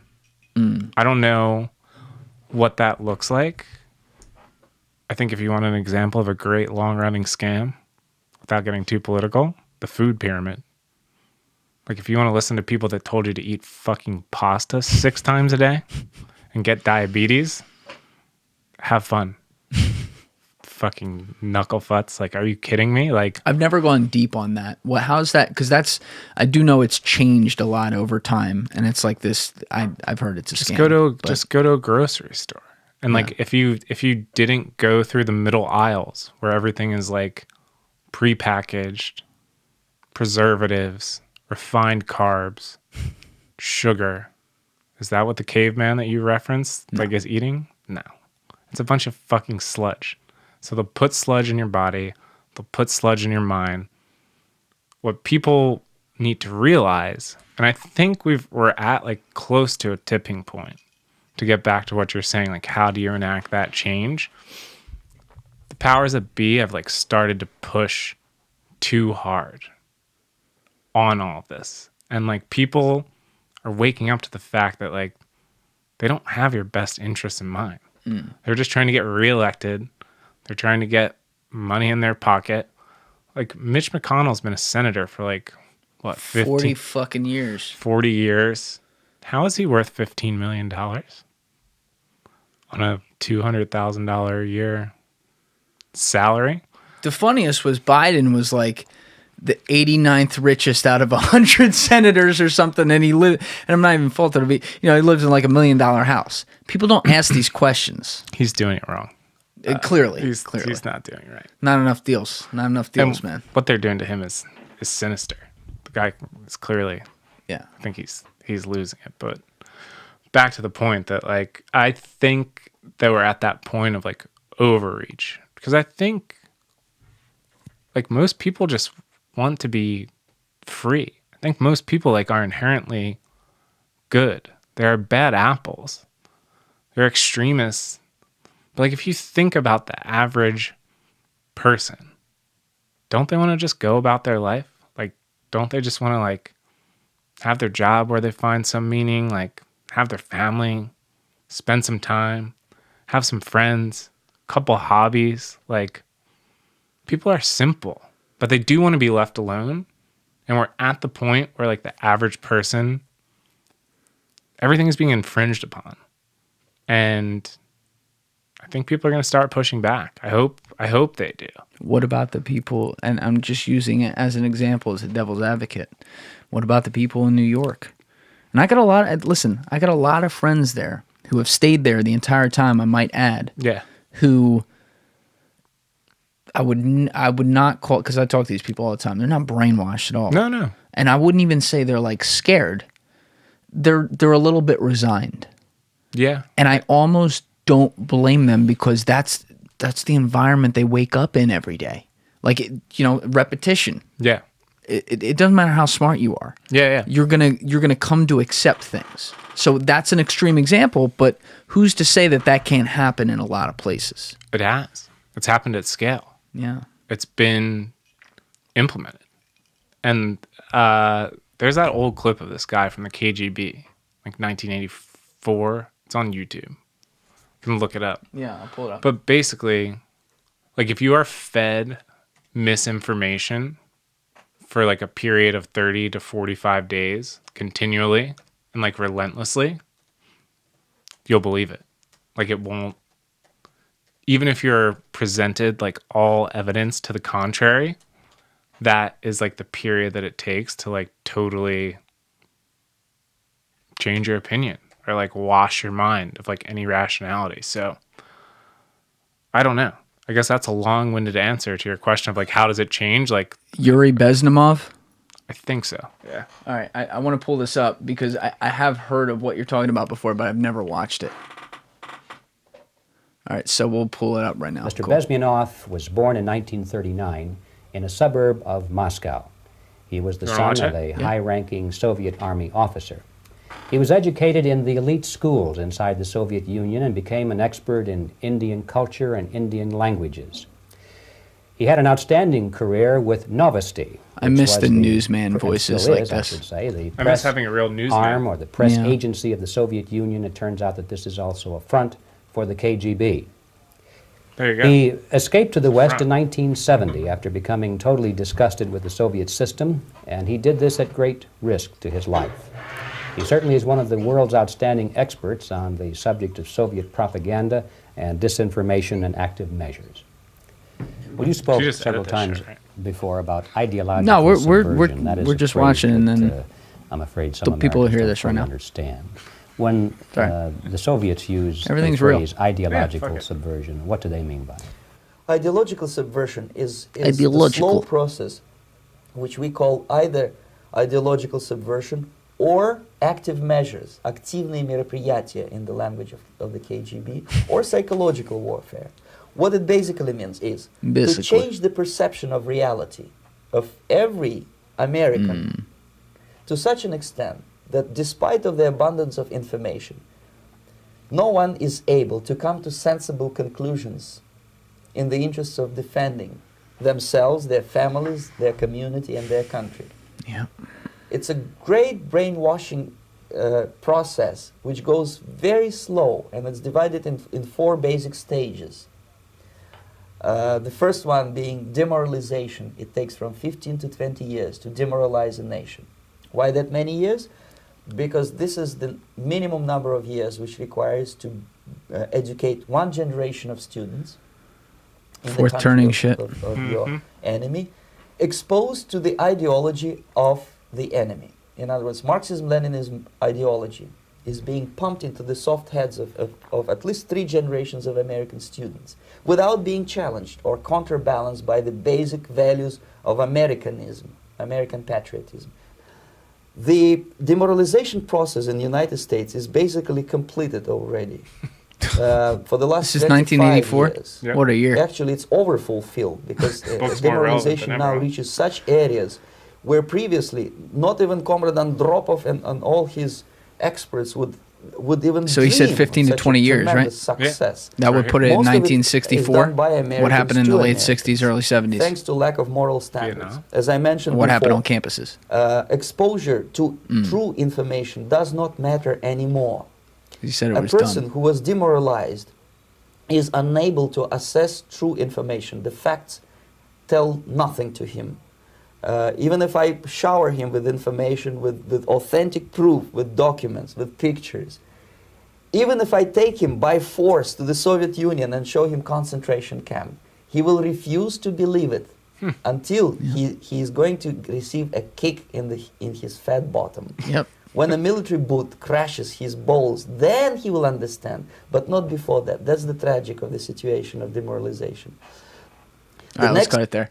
So I get the concept, and I had Nick Gurol in here, I guess like a month ago, who was we talked about a whole bunch of shit. We started talking about Top Shot because he was like in that day one, but he's like a brilliant psychological mind, and he got to this thing. I can't remember the name of it. I should look it up though, but I remember the concept, and what he was talking about was with like the flat Earth theorists. So he had 15 minutes of fame because he went to war. Oh, I think I saw that. Yeah. Yeah, he went to war with Kyrie Irving in the national media because he was getting his master's at the time, so he was teaching like a middle school class. Gotcha. And all the kids were fans of Kyrie in like 2017, and they were all coming in saying the earth was flat, and he was like, oh my god, like no it's not. So all these kids were so bought into Kyrie that they would not listen to evidence. Gotcha. So the way he beat them psychologically and made them face their lack of understanding was he created an incentivized project that allowed them to get like a prize, meaning they didn't have a test or something like that. Gotcha. That had them review sources, like primary sources, quote unquote, and determine what was good and what wasn't. And there was a correct answer. So like if you reviewed like high level speaking, if you reviewed a source that was like an encyclopedia for like words, good source. Yeah. He then put on there flatearth.org. So they had to come to grips with the fact that they either were going to be so dug into their belief system that they were going to purposely lose this project because they knew that inherently it wasn't a good source, or they were going to admit it wasn't a good source and therefore admit Kyrie Irving was full of dog shit. Guy's a genius. These guys understood that. Yeah. And they understood no one's going to do that. It's crazy. It's just, there's been no pushback to it. Like there's just full buy-in, and like this last year has just blown my mind. Like in terms of like, what were you doing a year ago? More than a year ago. No. Ish. I went and got like a full cardiology stress test on Friday, March 13th. And it was all clean, by the way. I was good. Good. Heart was good. But I was going through this whole thing. And Good thing going into this year. Yeah, exactly. I was talking to the doctor and saying, what do you think of this COVID shit? And he was like, well, I'm changing my opinion on it. And I was like, turning to him like, well, what do you mean? Because I'm thinking about going to the office right after this. Yeah. And he's like, it's not great. And he starts going through some data, and he did explain. He's like, look, this is not killing. His exact words were like, this is not going to kill 10% of the population. Yeah. But he's like, this is worse. And here's why it is. And here's why I didn't believe it at first. And now I'm starting to think otherwise. And so then I remember I went home and I quarantined after that. And the reason I bring it up is because when you ask that question, whether there's an intonation on it or not, I think all of us, regardless of what we thought about the world at the time, we saw something that was so new and we were like, okay, let's just chill. The question that you've brought up that I think is such the central question of the whole thing is, at what point did we start to accept and not consider? Yeah. I think... Can you pull that mic in a little bit? Yeah. It's like quash critical thinking. In a way. And I find that to be dangerous. I find like some of the censorship, I think I'm willing to go out on a limb here on Dr. Seuss. I think that's a hill that I'm willing to discuss. I'll die on that hill with you. Publicly, as fucking Cardi B performs WAP with Megan Thee Stallion and does some exceptionally interesting things.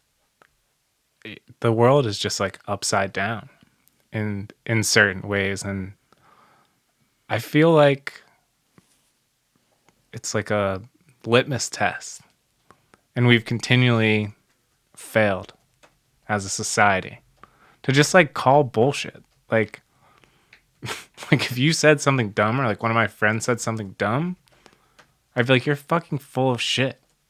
Like why can't we do that on a macro level? Like there's no intellectual honesty. And for me, the tipping point, we weren't going to get through this podcast without discussing this, was fucking Epstein, dude. We got to go there. It's like, I was kind of getting into Bitcoin then. So it's like starting to get like a little orange pilled.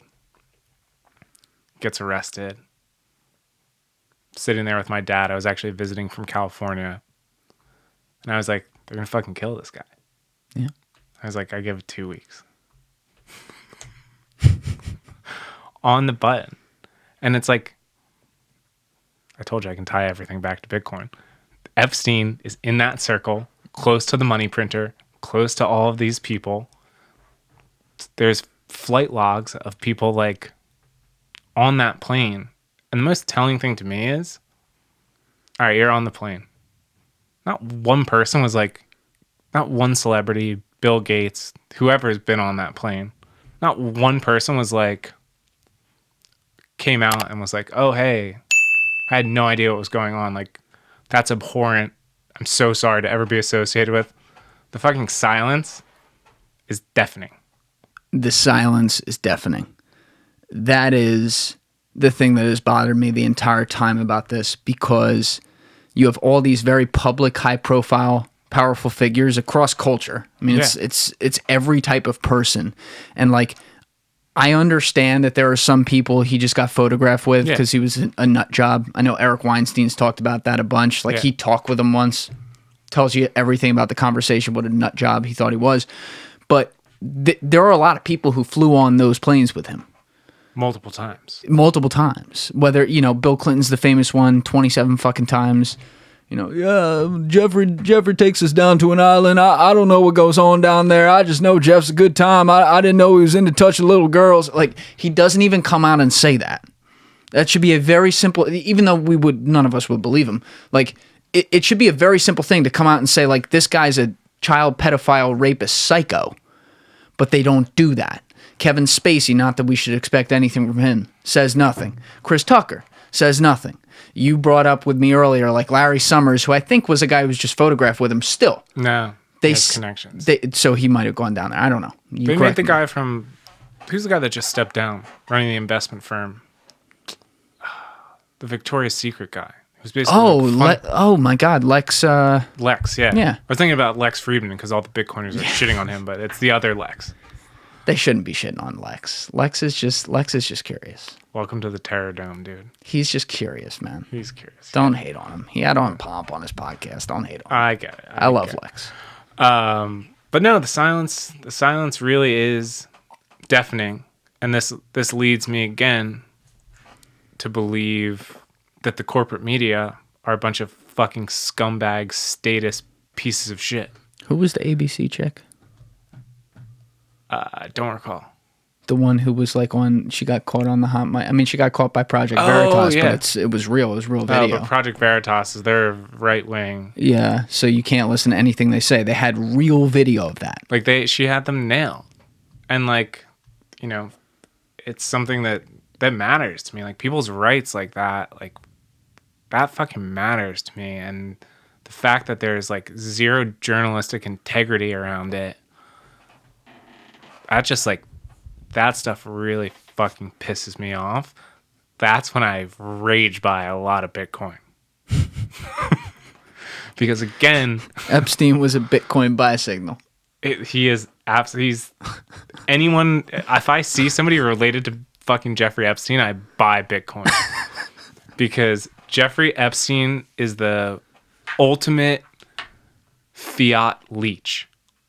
He functioned as a blackmail agent in the fiat system, as a go-between between like powerful agencies and powerful people, and was able to pin them in corners doing disgusting things. And that's what fiat does at a high level. What if he would have used Bitcoin to do it?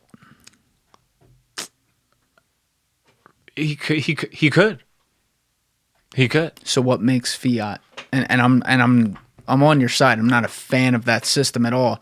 But in that context, what makes fiat the boogeyman there? I feel like I'm thinking about like Larry Summers and like the political connections, and again, like the closeness to the money spigot that we're talking about, like that insiders club. There's nothing. Accept that. Yeah. There's nothing from preventing him to use Bitcoin to do it. What I think prevents him, and what's still not priced in Bitcoin, are Bitcoiners themselves. Like they're the white blood cells. Like I don't see Bitcoiners. Maybe they are, but like from what I can grasp, I don't see people that believe in Bitcoin engaging in that type of disgraceful behavior. Whereas I see what? Okay, hold on, because before you go on, I want to push on that, and let's attack these things, because I want to get to the libertarianism aspect of Bitcoin, and I have not tried to drive the conversation there because there's been so much other good shit going on. I've just ignored it, but when you start to make generalizations of because someone thinks this, then they would never do this, I get worried about that because all it takes is one. Sure. You know, Epstein and Ghislaine were two people. Yeah. Now, were they supported by a fuck ton of people? Yes. Yes. Yes. Were they even the only masterminds behind it? I don't even think so. Probably not. I think they're the front people. They're probably, right? So we can agree there are multiple people or organizations or more. Maybe if you want to put on the full tinfoil hat, maybe there's a lot of global organizations. Either way, there's still good and bad actors in this world. So I do worry about, and again, I'm coming from your side in the sense that I'm a huge believer in Bitcoin, and I've learned a lot about Bitcoin through you as well, and some of the guys you connected me to. But I think it gets a little dangerous when we start to say it is this complete, like, oh, no, it's only a holy grail. There is not any bad to come into it. Do I think that someone who buys into Bitcoin for all the personal freedom and responsibility reasons that it's supposed to represent, do I think that they're more likely to be a pure individual in that way and not somebody who's a fucking, whatever the hell you call Epstein, like a lunatic? Sure. Agree with that. Do I think that that means that it is going to be the complete rule and there will be no exceptions? No, because I believe in the fallacy of human nature. Yeah. I think that's fair. I'm probably overzealous on that front. That's okay.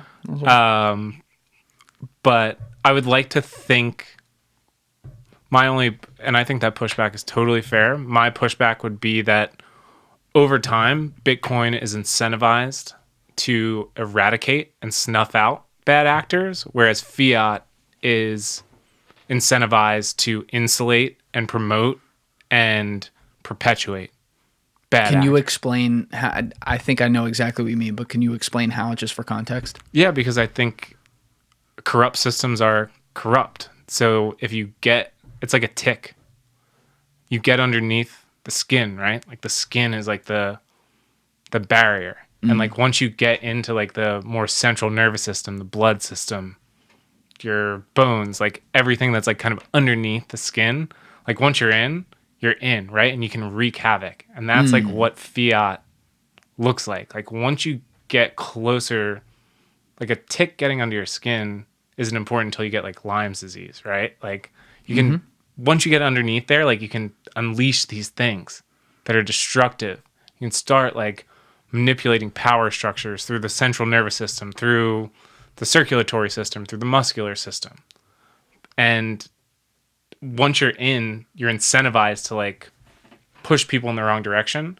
With Bitcoin, once you onboard something, it comes back to that human greed. Like you're incentivized to do the right thing because it helps you. You're only helping yourself in a Bitcoin system because you're basically pumping your own bags. Like, hey, join Bitcoin because it's great.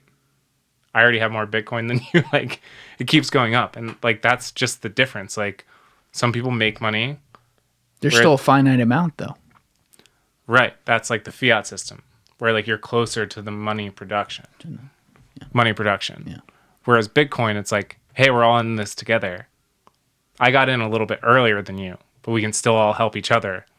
You're incentivized for me to do well, even if I'm getting in after you did. So therefore, frankly, not as well in all likelihood with buying power being equal. Yeah. Okay. But I mean, it can't be more fair than like the way that Bitcoin was distributed. Like there was a time where there were Bitcoin faucets on the internet. Like What do you mean faucets? there were literally websites like a Bitcoin faucet. What does that mean? I have no idea what that is. So like after Bitcoin was launched to like distribute the coins, there were like devs set up like a faucet website. Like if you fucking went to the website and clicked on it, you could get like 10 Bitcoins just for clicking on the website. So who made money on the back end of that? Nobody. How does that exist then? That's like the early days of it, or the Wild West is crazy to me. Because it's like the bootstrapping of the network. Like that's why Laszlo always comes up with like the pizzas. Yeah. People are like, oh, this fucking guy. He spent like 500 million on pizza. Because Like- it wasn't worth anything then, supposedly. It wasn't. Yeah. Like he created the first real world value exchange. Like And with for context, that was what? What was the number? How many Bitcoins was for 2 pizzas he traded in 2010? 10,000. 10,000. Oh my God. Those are some expensive Papa John's. Papa John. I hope he got like extra toppings with that. For context, 3 years later, Crete was buying Bitcoin in droves. But what people don't understand about that story is that, number one, Laszlo is like an OG miner. He probably has a fuck ton of Bitcoin. Number two, he monetized it. Like that is a huge event in its inception. Like Set the precedent. that like it was actually exchangeable for something as trivial as a pizza. Number three, he did it because Satoshi scolded him, because at that point the network didn't require the requisite computing power that we currently think about, which is like having specialized miners tapped into like Chinese hydroelectricity. Like you could mine Bitcoin from that laptop. And so Laszlo was the first person to be like, oh, like I can custom build a computer for this and like fuck this network up. Like I'm gonna win every computation, which we didn't tap into earlier, but that's all mining is, right? It's like Network effects of it too. It got talent attracted Yeah. to trying to find those solutions. so like all he was doing was like all solving for Bitcoin mining is it's like you're solving a math problem. And like the more computer power that you have, the quicker you Yep. can process that. So like people were like mining on laptops, like people had laptops like that, making Dude. like 50 Bitcoin Dude, per block. And he was the first one to like point like specialized equipment at it. And Satoshi was like, hey, no, like it's too fucking early. You're going to monopolize supply because you're like taking too much because of the computing power. Like, so that's why, like, that's like his sacrifice. Like, oh, like I did something wrong. Let me like monetize Bitcoin, kind of make up for like kind of jumping the gun. Like Laszlo still paid in Bitcoin. Like nobody should worry about Laszlo. What's the line? He had to die for all of us to live. He's kind of like, yeah. Yeah, it's kind of like the Bitcoin Jesus. I agree with you, and I think that like how many? Because you and I definitely know a lot less than you do, but we're not experts on the mining aspect of it, as we said earlier. But do you know some guys who've been involved with that? Not like personally. Okay, No.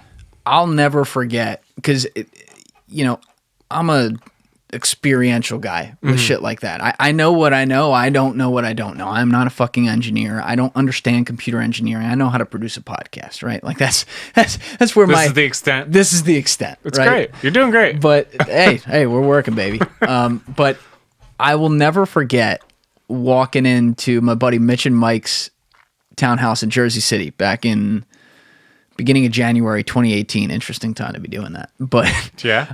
they're both brilliant engineers, like fucking building hydroponic gardens down the stairs, next to like 12 computers and all this shit. And when I walked in there the first time, there was this computer chip on a motherboard sitting down there, and it's a darker basement, but you could almost see like heat coming off of it. Yeah. And it wasn't big. It was almost the size of those two remotes together, maybe another remote right there. Yeah. And I remember seeing that, and I walked down there, I'm like, Mike, what the fuck is going on here? And he's like, oh, we're mining Bytecoin. It wasn't even Bitcoin. It was Bytecoin. I'm like, what the fuck is that? And he goes, oh, it's fairy dust, dude. It's not worth anything. Yeah.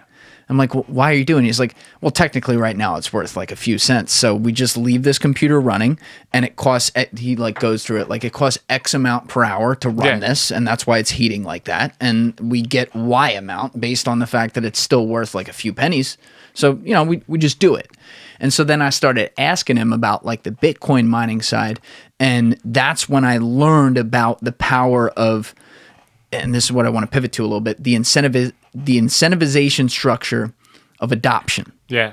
Because, and we touched on this earlier, but you need that network of people, coders, quote unquote, around the world who are going to make money, i.e. make Bitcoin in this way, beyond what their expenses are, to be able to confirm the transactions. Sure. And so when Satoshi invented this, technically there were zero.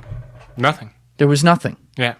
And what I think gets lost in the process here is that we're only, Bitcoin started trading January 3rd, 2019, or 2009, excuse me. And it was invented on October 31st, 2008. So we are 12 years into this process, and we went from zero to millions of people mining this. Trillions of dollars in value. Trillions of dollars in value. No founder that you can point to. No team. Unless you're talking to Dan Pena.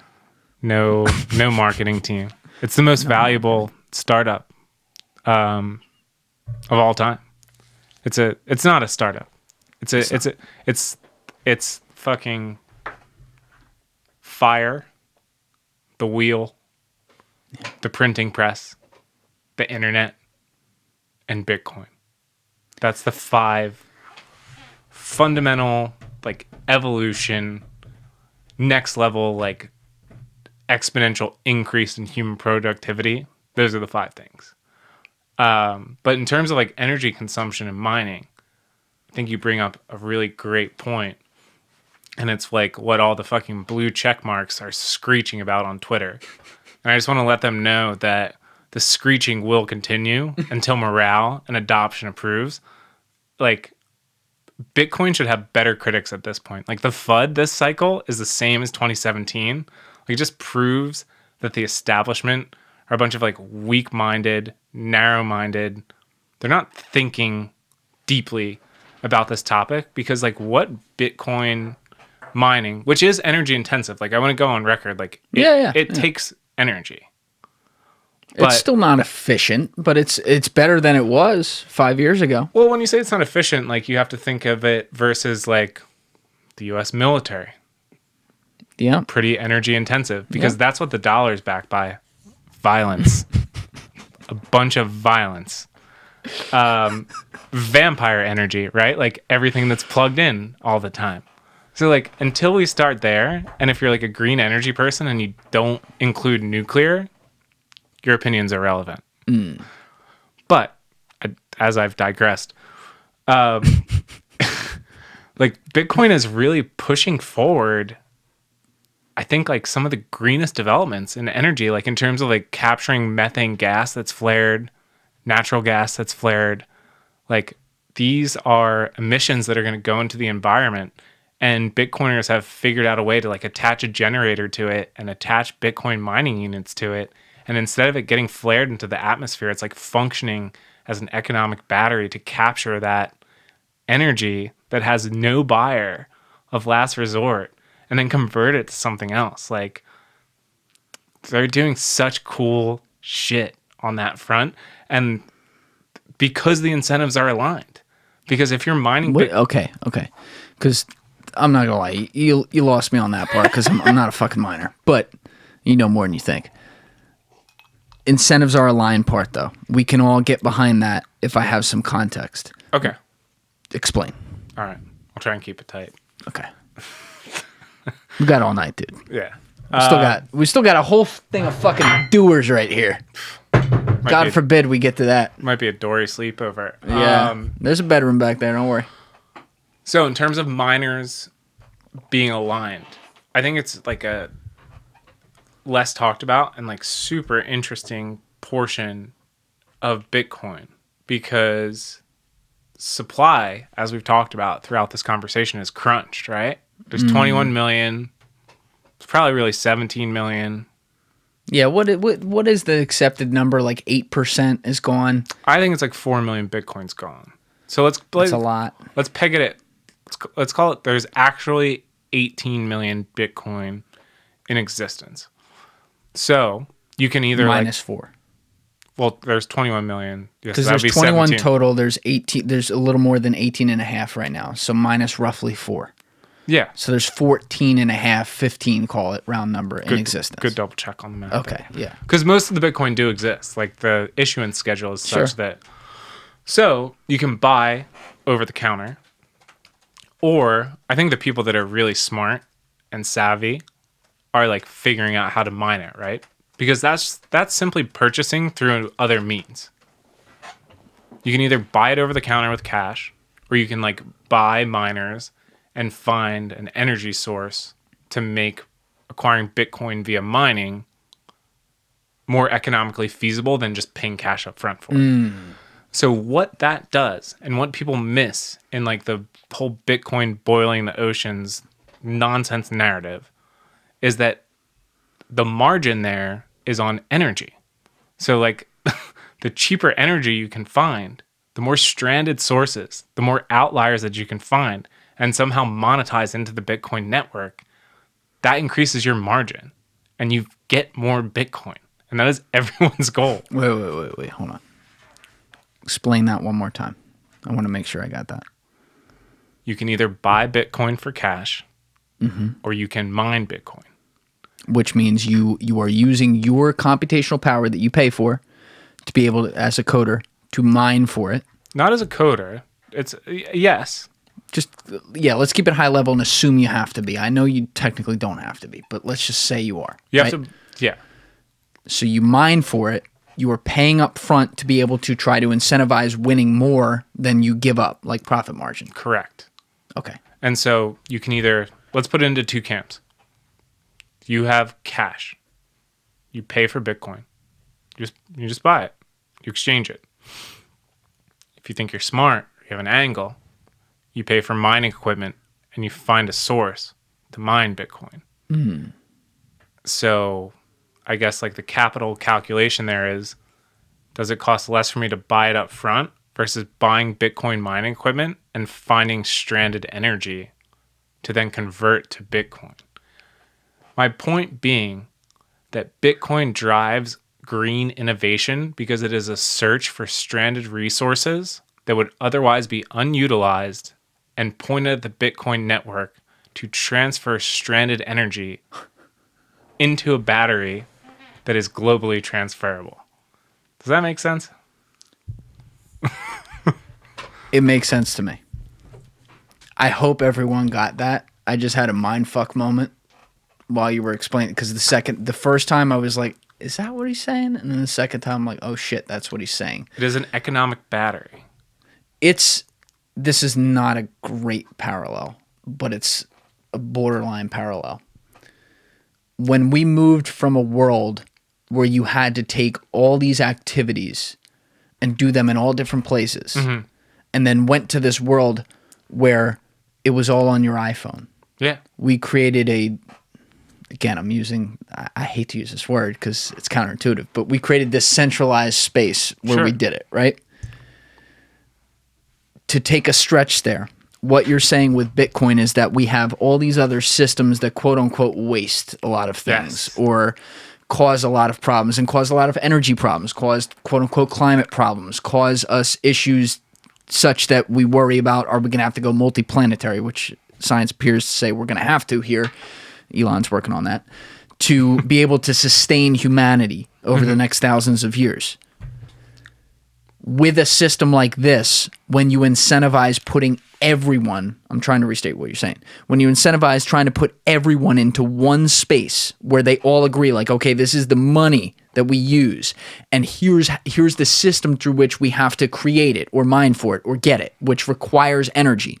We are then going to use building on the innovation there to drag on to everything else, such that everything else becomes more streamlined, and we because of the system we're adopting, I'm really getting wild here, but because of the system we're adopting in Bitcoin, this new monetary system, there is going to be less need to use energy here, here, and here, and here, such that it will all be centralized, and then over time innovated in a way that less and less energy is used. Yes, I think so. Yeah, it got complicated, but it got complicated. I think I know what you're saying. I think what I'm saying is that there is under or unutilized energy. Like flared gas is like the most. What's flared gas? So it's like oil fields that are like, you know, you have like an oil rig and then there's like methane spewing into the atmosphere. Isn't that like all of them?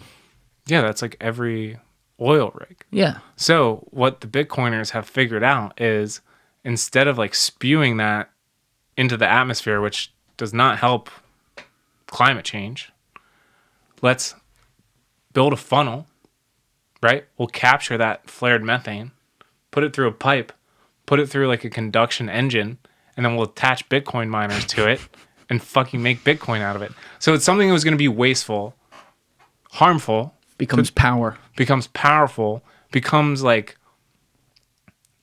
a battery transfer mechanism. Like for Elon's big picture, like his last frontier is like battery transfer power, and like Bitcoin is it's like close to being that. Like what about Dogecoin?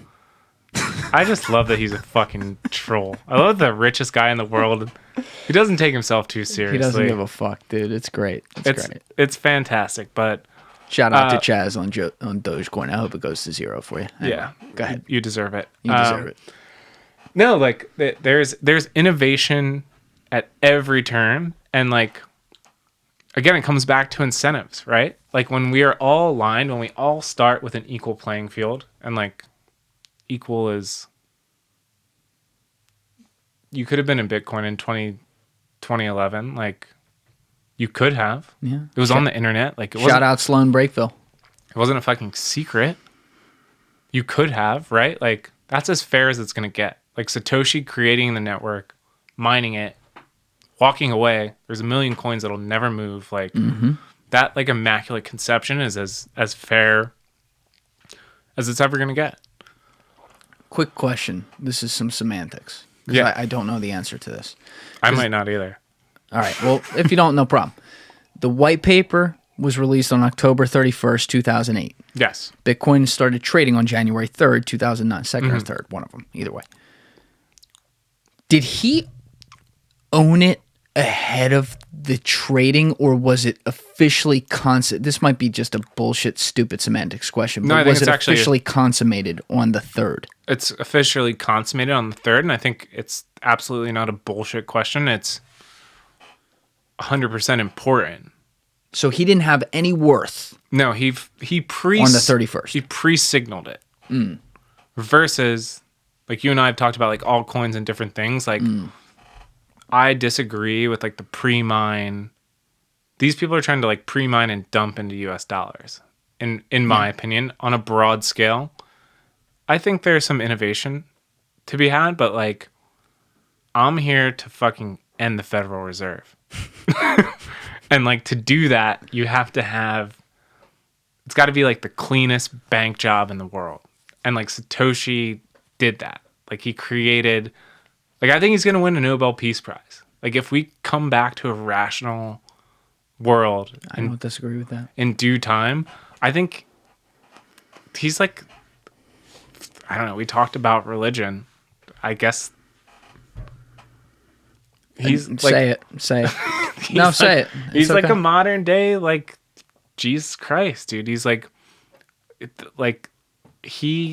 Bitcoin to me. I think about it all the time. Like aside from work and the wife and like.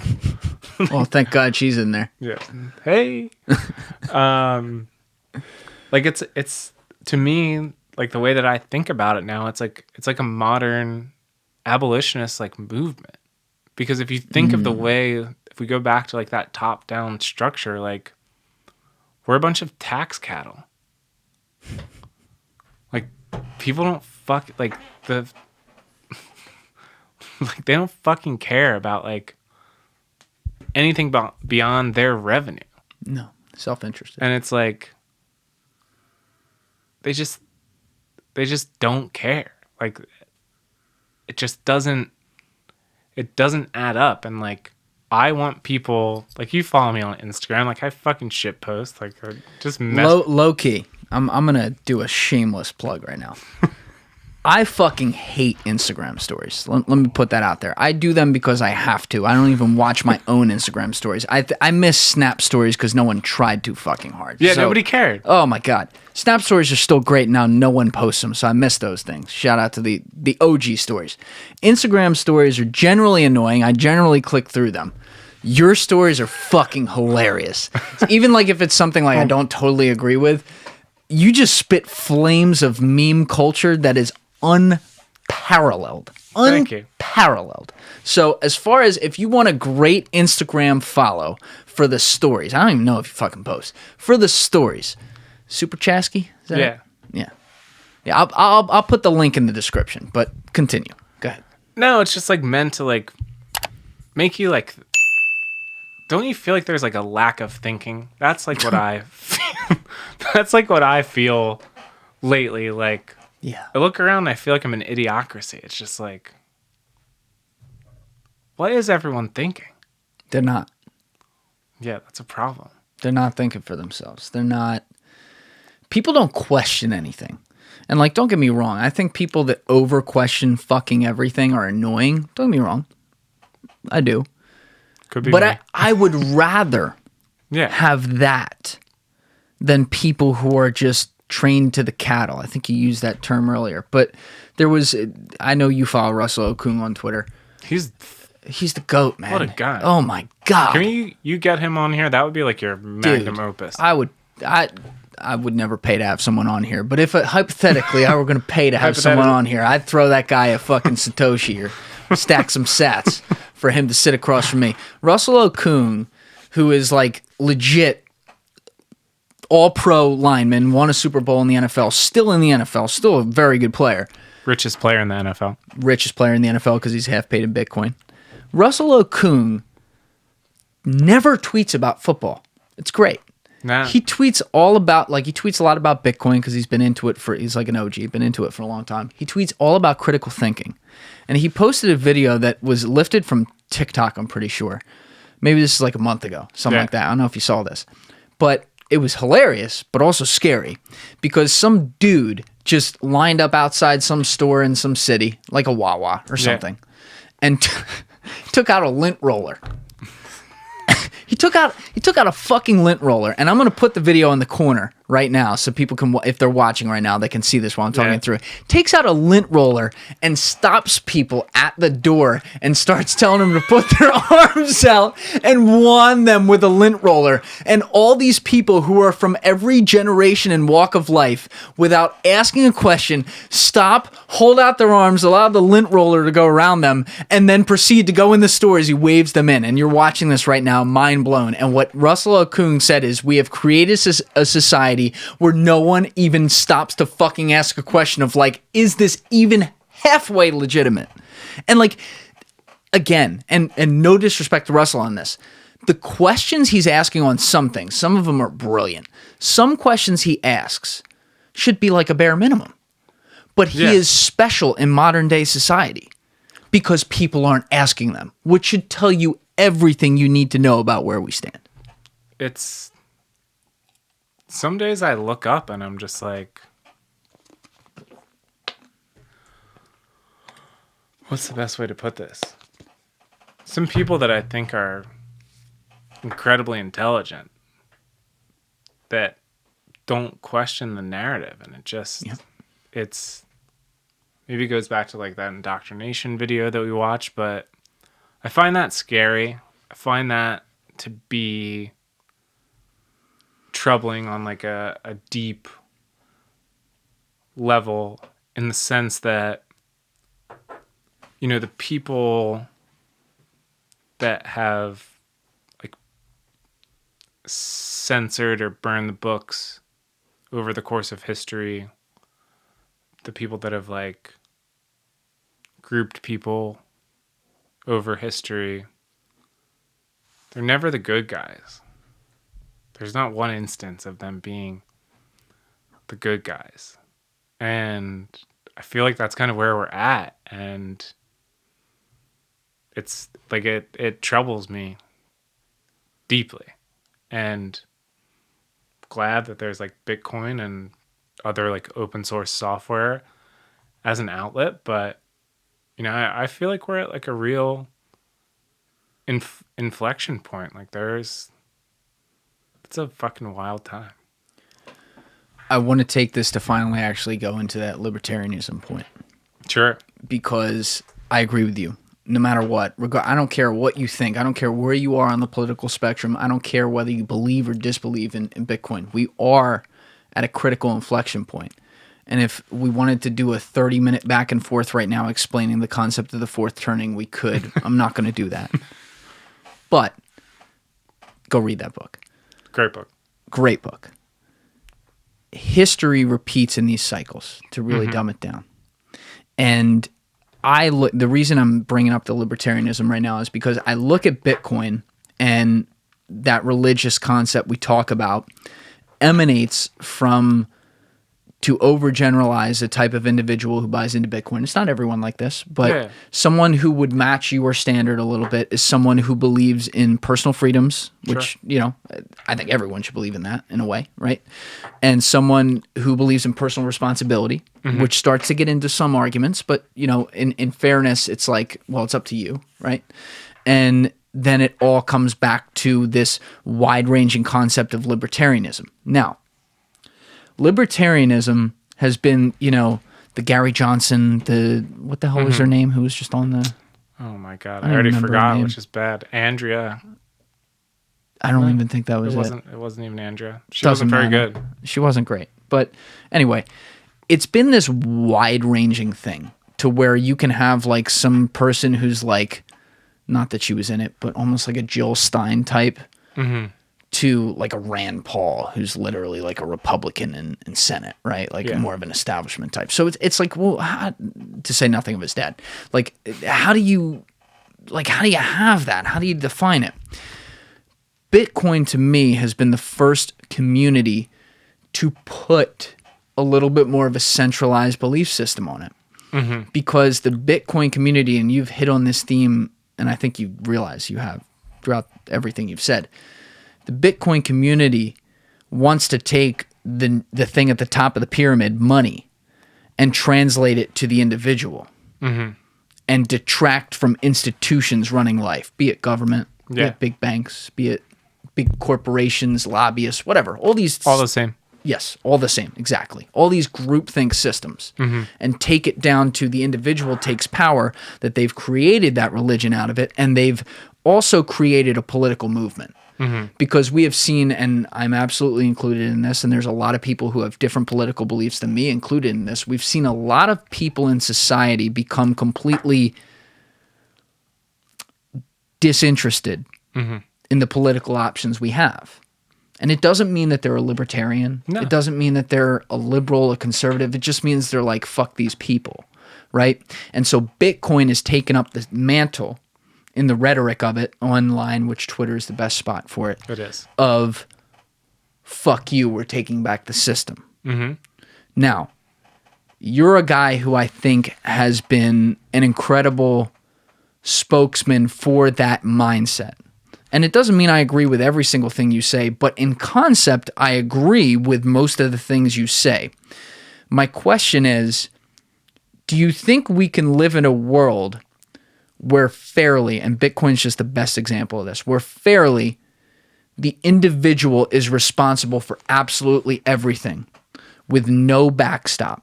And the reason I ask that is not because it's not possible for every person that exists.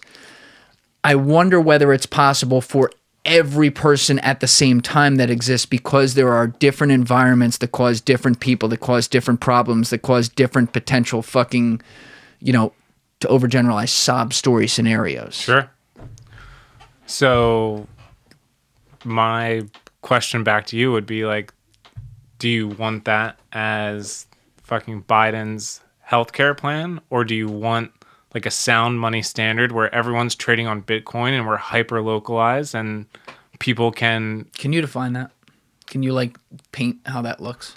Yeah. So like it currently looks like whatever fucking dipshit press conference we're currently doing for like a $3 trillion stimulus bill, which you'll never see any of it.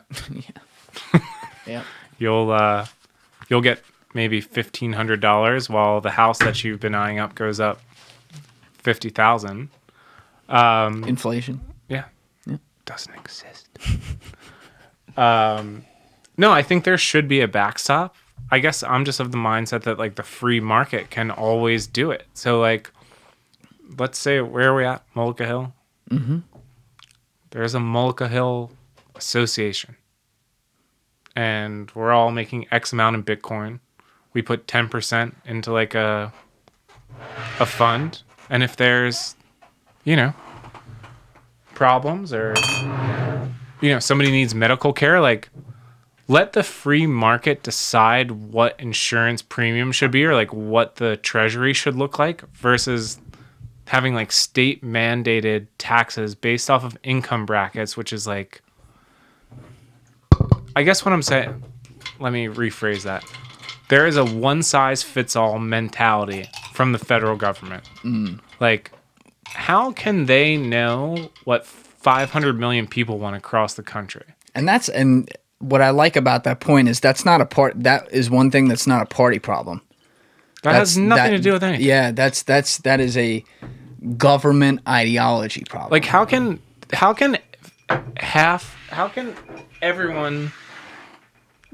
everyone in a 500 million person country fall into two categories? Everyone's that simplistic? Everyone's that like programmed or trained? Like, we should be focusing on like a local level. So do I think there should be a backstop? Absolutely. Like, I'm not like a wilderness. I don't feel like I'm like Will Smith and like I Am Legend. Like, I'm gonna go fucking murk these zombies and like... No lie. New York felt a little bit like... It was like 25% of the way to I Am Legend when I was there. It was. Just saying. Like, I don't think it's there, but like... I guess my point is that people should... Like, choice. I guess choice. Choice and freedom. Like, you should be able to choose how much you want to contribute to like an insurance fund at a local level that you would be able to utilize quickly if you needed it versus like... How would that work? And talk to me like an idiot, because and I always say this as like an out front. When it comes to healthcare, I feel like an idiot. I understand my healthcare. Yeah. And I understand why I think the two political parties have made bad arguments on healthcare. Yeah. I don't understand in any way what a potential solution could be, and I've never heard a potential solution that seems to be within a modicum of like range of actually being able to happen. Yeah, like I don't pretend to have it, but I think the fact that you found it so divisive, again, like that's the strategy. Like if we're talking about overarching things here, it's like divide and conquer. Yep. It's like confuse people, make them agitated, make them choose sides. Like, I don't know what the answer is on healthcare, but maybe it's more localized. Like maybe there's a healthcare fund for Mullica Hill. That's it. Like maybe people contribute what they want to it, or a set amount, a small set amount. it's invested properly. Okay.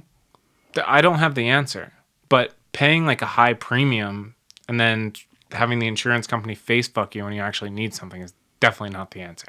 I agree with the back end of that.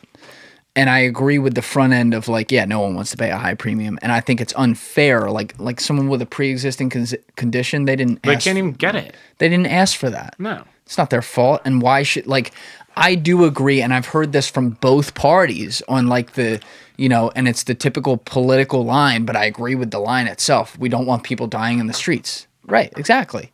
But how do you solve for it so that you create a system where people are okay picking up some burden for other people who didn't cause that burden? It's like, it's one thing if you're in a group project in school and some guy slacks off and goes and drinks every night. That's different.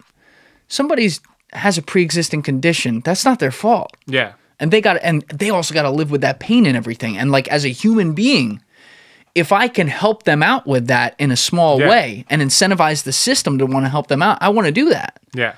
But I don't want to do that to where it creates a very small amount of actors to have to help out everyone else such that they're paying a ridiculous amount and everyone else is just free riding. I think that's where we're at right now, right? Yeah, it seems that way. So, I don't know. I think that the answer is like some type of reconstruction locally, which is what I think is the answer for a lot of things. And like you've seen it with Florida, you've seen it with Texas. Like the overlords are kind of losing their grip.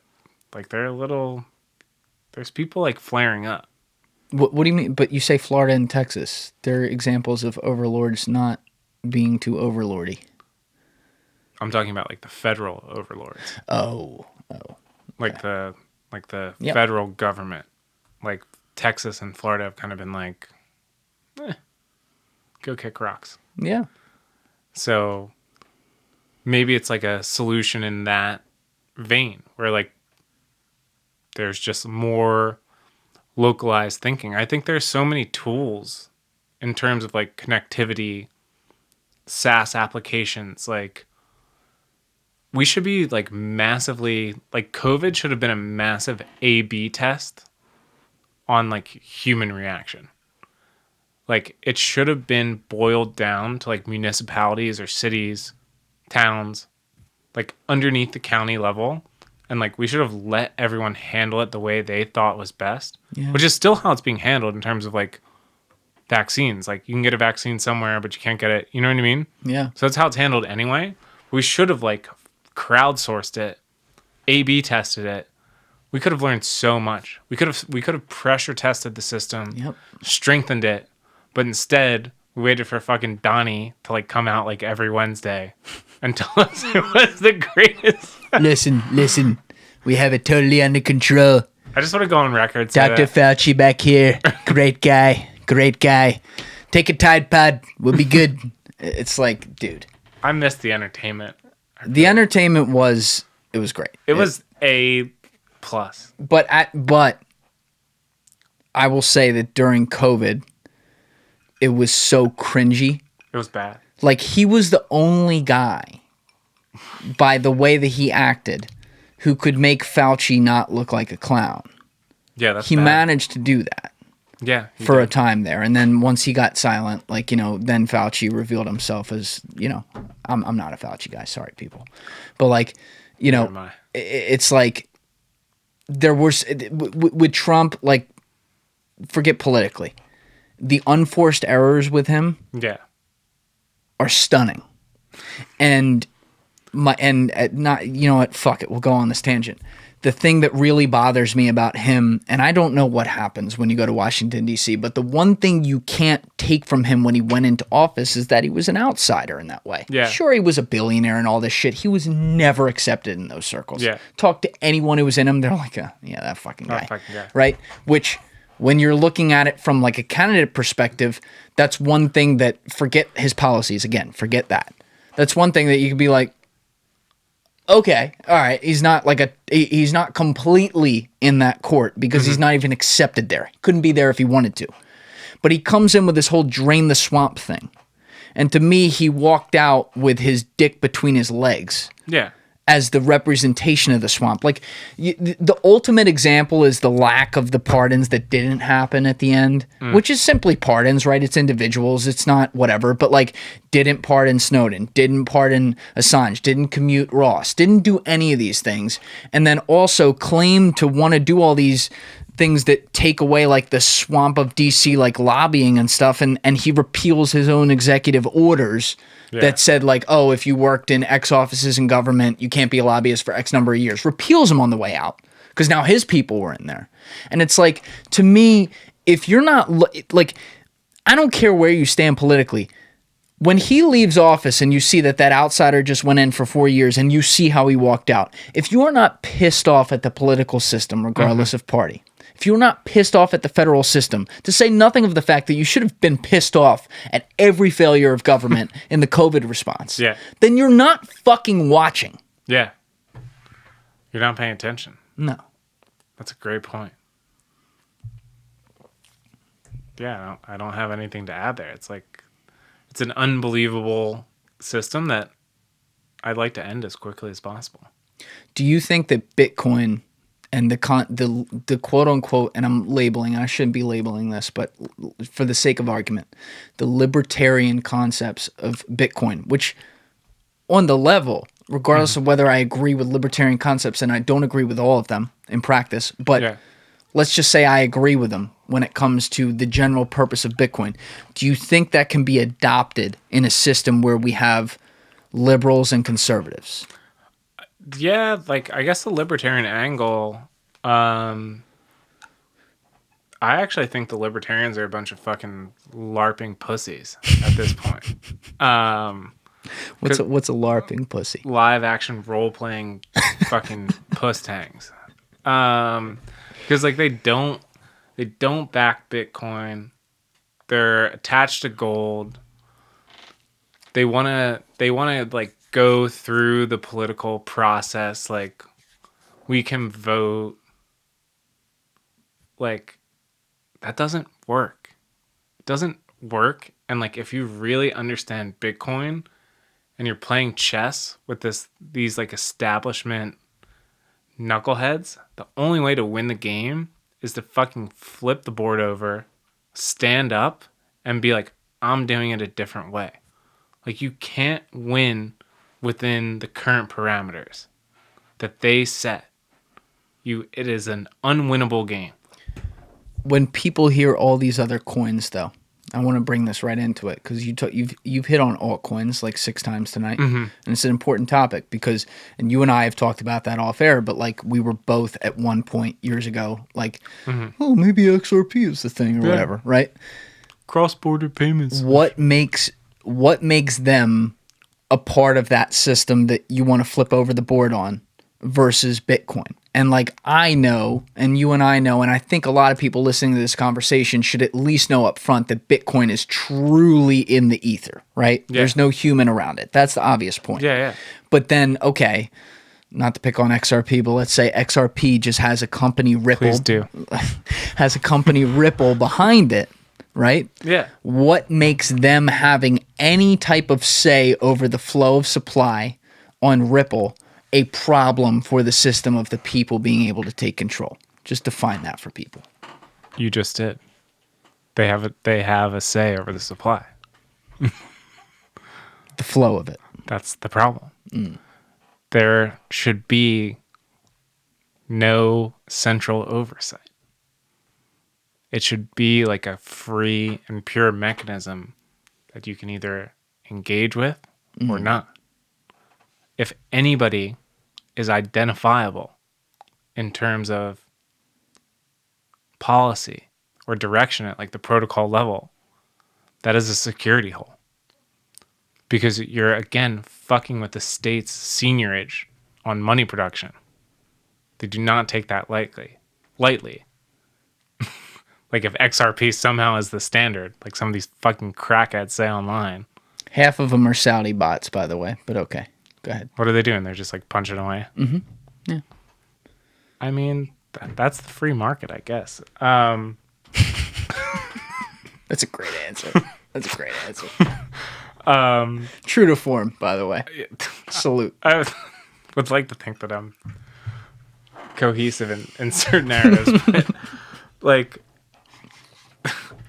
there's just if you can identify somebody in cryptocurrency that can push policy, it's a problem. So what if tomorrow we find out that Satoshi is Pomp? It's done. Just dust it. We're going to like the FEMA gulags. Like, we're done. Don't fuck with me, Pomp. Pomp, shut it down. Okay. No, like that is, I can't harp on that enough because that's like Satoshi's gift to the world. It really is like a sacrifice. It's like it's some modern day fucking religious shit to like. But he does own a good amount. Or they. Whoever they are, like out there, I think it's Hal Finney, probably. Isn't he dead? Yeah, he got like ALS and like died. Yeah, but like he was like the first. He received like the first transaction from Satoshi. But yeah, like that Immaculate Conception, I think is.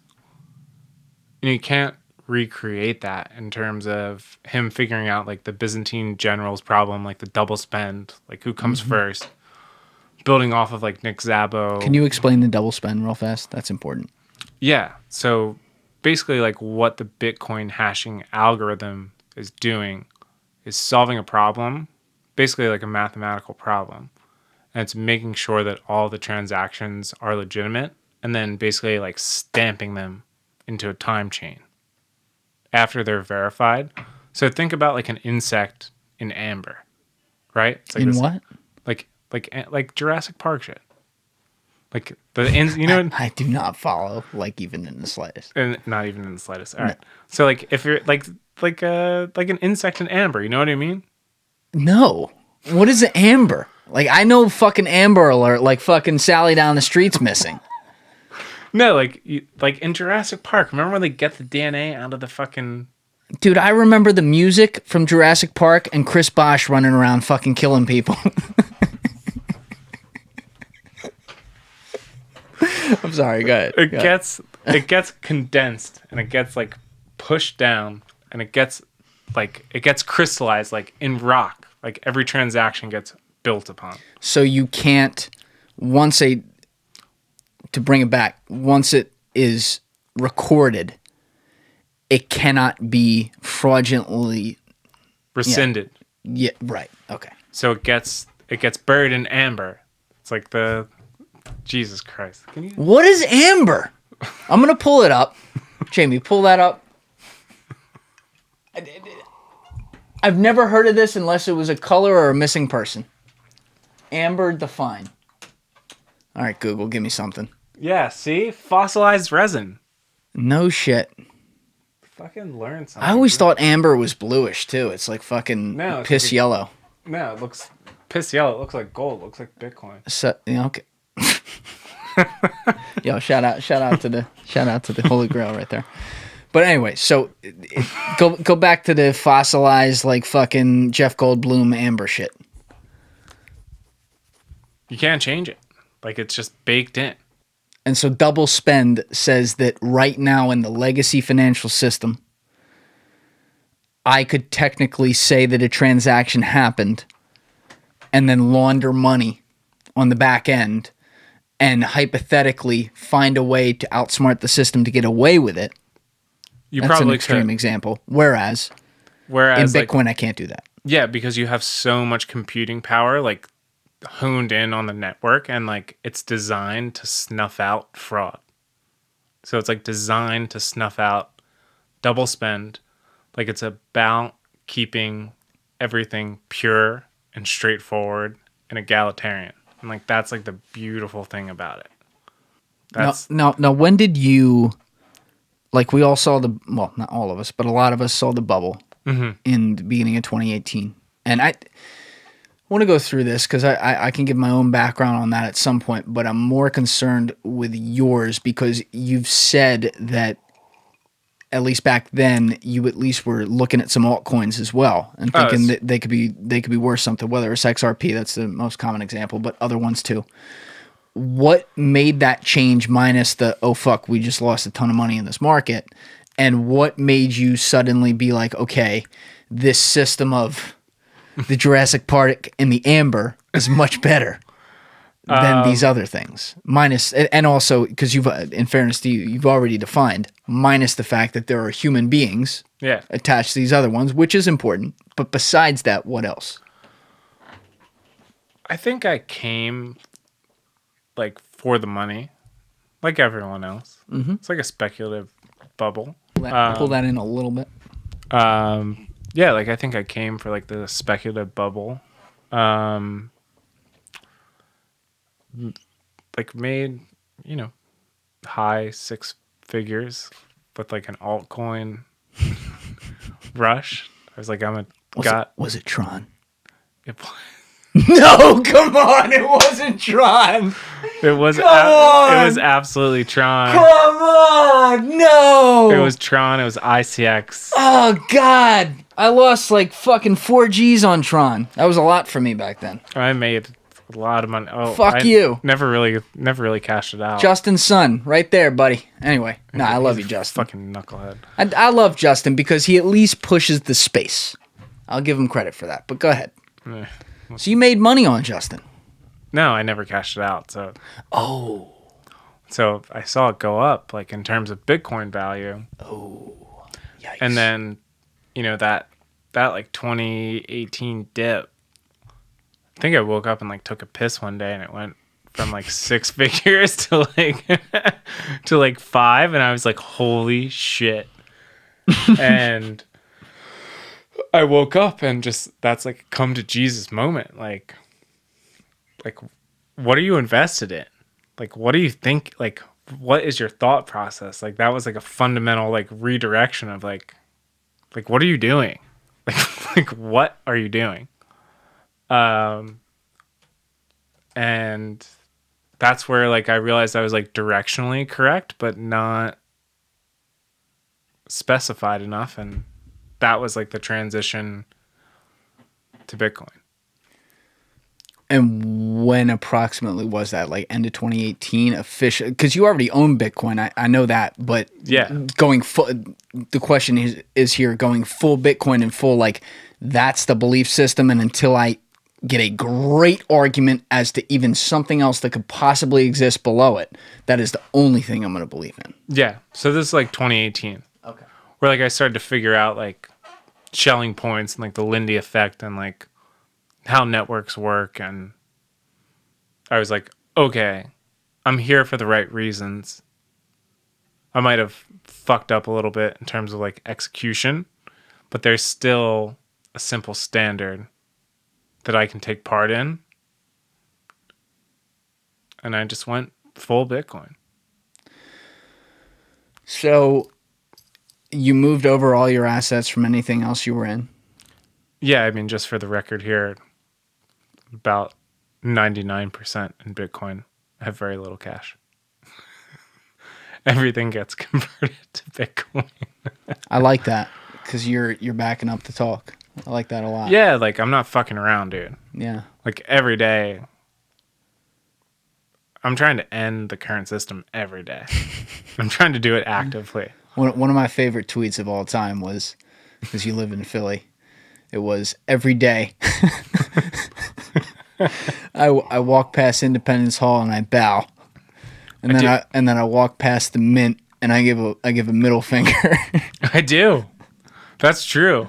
That's a religious experience, dude. Like my vision is for Philadelphia to like be the birthplace of like a new. There's no reason that like Philadelphia can't be the most Bitcoin friendly city in the world. Like Francis Suarez is doing it in Miami. Like let's bring him back to like the birthplace of America. Like walking around Philadelphia, like seeing those buildings, like thinking about those discussions that happen there. Like I find it to be powerful, and I think it should be inspiring to people that like there's a different way to do things, and like those buildings were built, and those buildings are like have significance because those fucking guys didn't want to pay 3% like tax. Like, we have strayed from fucking God's light. Like, they didn't want to pay a 3% tax, and now we sit here and take a bunch of bullshit. But like, the things that they like built and the structures and the documents, like, I find it like really inspiring to like walk by, and like I enjoy walking by it every day. Like, it makes me think about where we can go. Like, I don't want to come off as like pessimistic here. Like, I know I have some critiques of like the current system, but like really feel like optimistic about what is possible via Bitcoin and technology and like what people are building. Like, I think we can build a new American revolution based off of clean energy optimization, a Bitcoin standard, and just talking to your fucking neighbor. Those are that's my. That was actually, in fairness, I made fun of you for the first tweet that I loved, but I wasn't making fun of it. I loved it. I just thought it was funny, like the whole bowing and shit. But you had another tweet in there. You just reminded me of it. Of like, you have a lot. You said something. I'm paraphrasing. Of like, you have a lot more in common with your neighbor than you think, and so your political divides that separate you are not the real thing that separates. It was something like that. And It was so fucking spot on, because I think it does come back to what you introduced early in this conversation, which is this top-down system that's fucking people is causing us to look in all the wrong places, and the thing that we have in common is the thing that's fucking us. Yeah. It's like that red ant, black ant thing. Probably seen it on Instagram. It's like what? It's like if you like put like a group of like red ants and black ants into like a cup, shake them up, they'll fight each other. Yeah. But like if you never did, they'd be fine. Like it's if you just went out and like talked to your neighbors. That's what I'm talking about when I say like think local. Like, just go knock on your neighbor's door. Just be like, "What's up?" Buy Bitcoin. Buy Bitcoin for sure. Cash App. No, but like the powers that be want everyone to feel different. But like we're all human at like a certain level. Like we all have this like shared experience. And I feel like the last year has been trying to separate that. Like everyone's experience is different. Mm-hmm. And I don't think that's the case. I think it varies. Like, I think it's like everyone has a different experience, but I think there are fundamental themes that we can all relate on, and those are being like torn apart. Be it like family structure, belief. Like we're all closer to each other than is being currently portrayed. Yep. Does that make any sense? 100%. And I want to tie it back to something you said earlier, where you talked about like how there's this, and I'm restating what you said. You didn't say this exactly this way, but correct me if I'm wrong, is how you meant it. There's like this disincentivization of belief in God and shit like that, and they believe in the state. What you're not saying, I don't think, and correct me if I'm wrong, is that you gotta fucking believe in God. What you are saying is that people have a right to believe what they want to believe and find comfort in the things they want to find comfort in, and the fact that someone else finds comfort in something different than you does not make them wrong or you right, or vice versa. Yeah. So to tie it back, I think what you're saying is that if you can unite under one commonality of people having control over one thing that's important in their life, which is money, which in this case you believe to be Bitcoin, I agree with you there. You can find more common day-to-day things that make your differences not matter a hell of a lot. Yeah. I think that's dead on. Did you see that there's a guy on Twitter who's like very... I don't even want to state an opinion on him because like he just makes me think, and I probably disagree with a lot of shit he says, but like I have to read it every time, and then I probably agree with a lot of shit he says. But there's this dude Hotep Jesus. I've seen him. Yeah, and he did have one of his tweets that I just thought he nailed.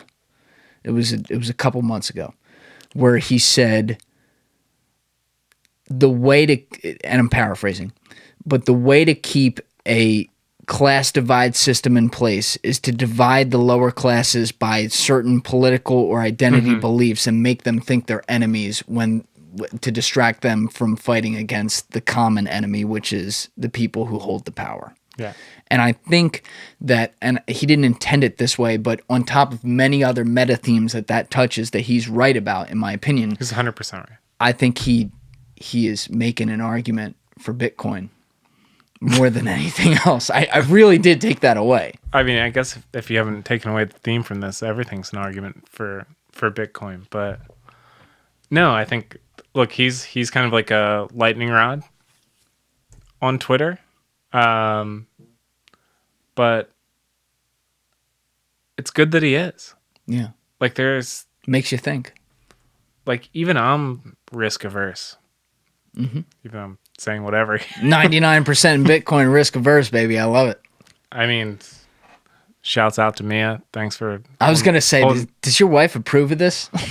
She does. Yeah, we can definitely go over that. Another time. I think, no, she was like, I mean, she knows I'm fucking crazy. She knows who I am. So yeah, that's good. She likes that. Crazy is good. We need crazy in this world. I think we do. I think like thoughtful is crazy now.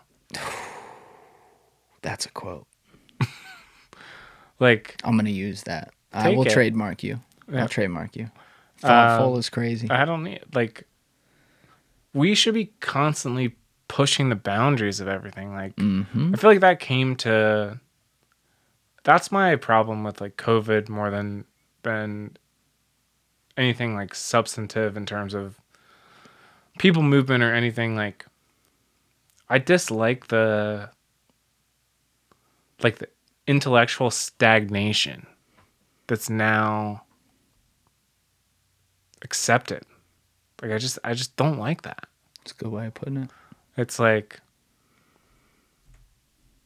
yeah, I just don't, I don't know. What do you think? Like, I talk about that a lot on this show. And what I'm thankful for is I have guests from across the political spectrum who, regardless of where they are, whether they're like left or right or somewhere fucked up in between, like you and me, like they all have thought that. And it gives me some hope because we see the loudest voices on the Twitters of the world and the Instagrams. We see the hard left and the hard right, and they don't want any of that. Yeah.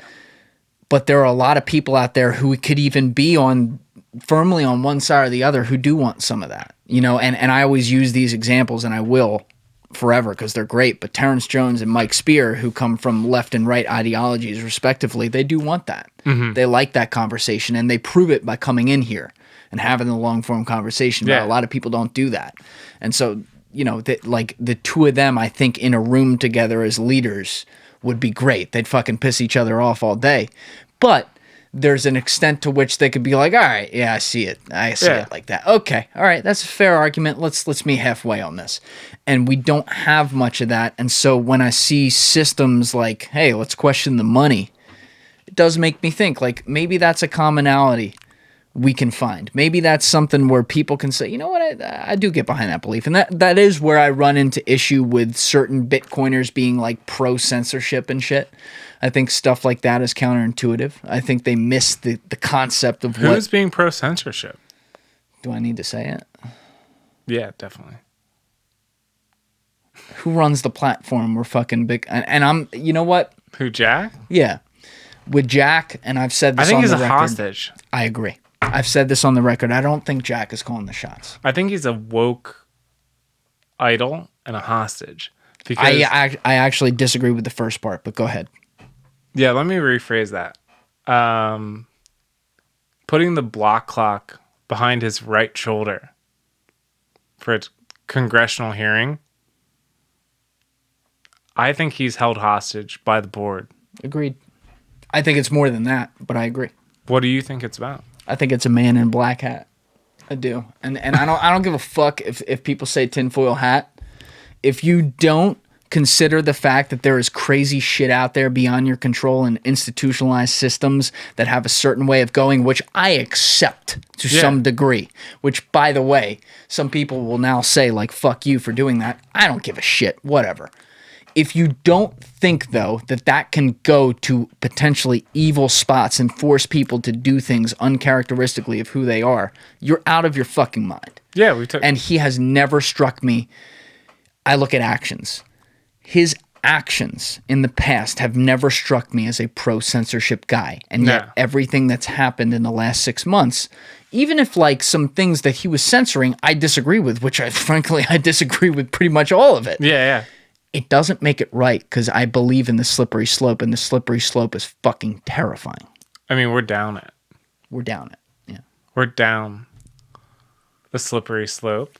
And I guess I'm very comfortable going on record here that I feel like freedom of speech we're in jeopardy. It is. People argue about the Second Amendment, and I'm a big Second Amendment guy. Dave Chappelle has the best take on that. What's that? He said the Second Amendment is there in case the first doesn't work out.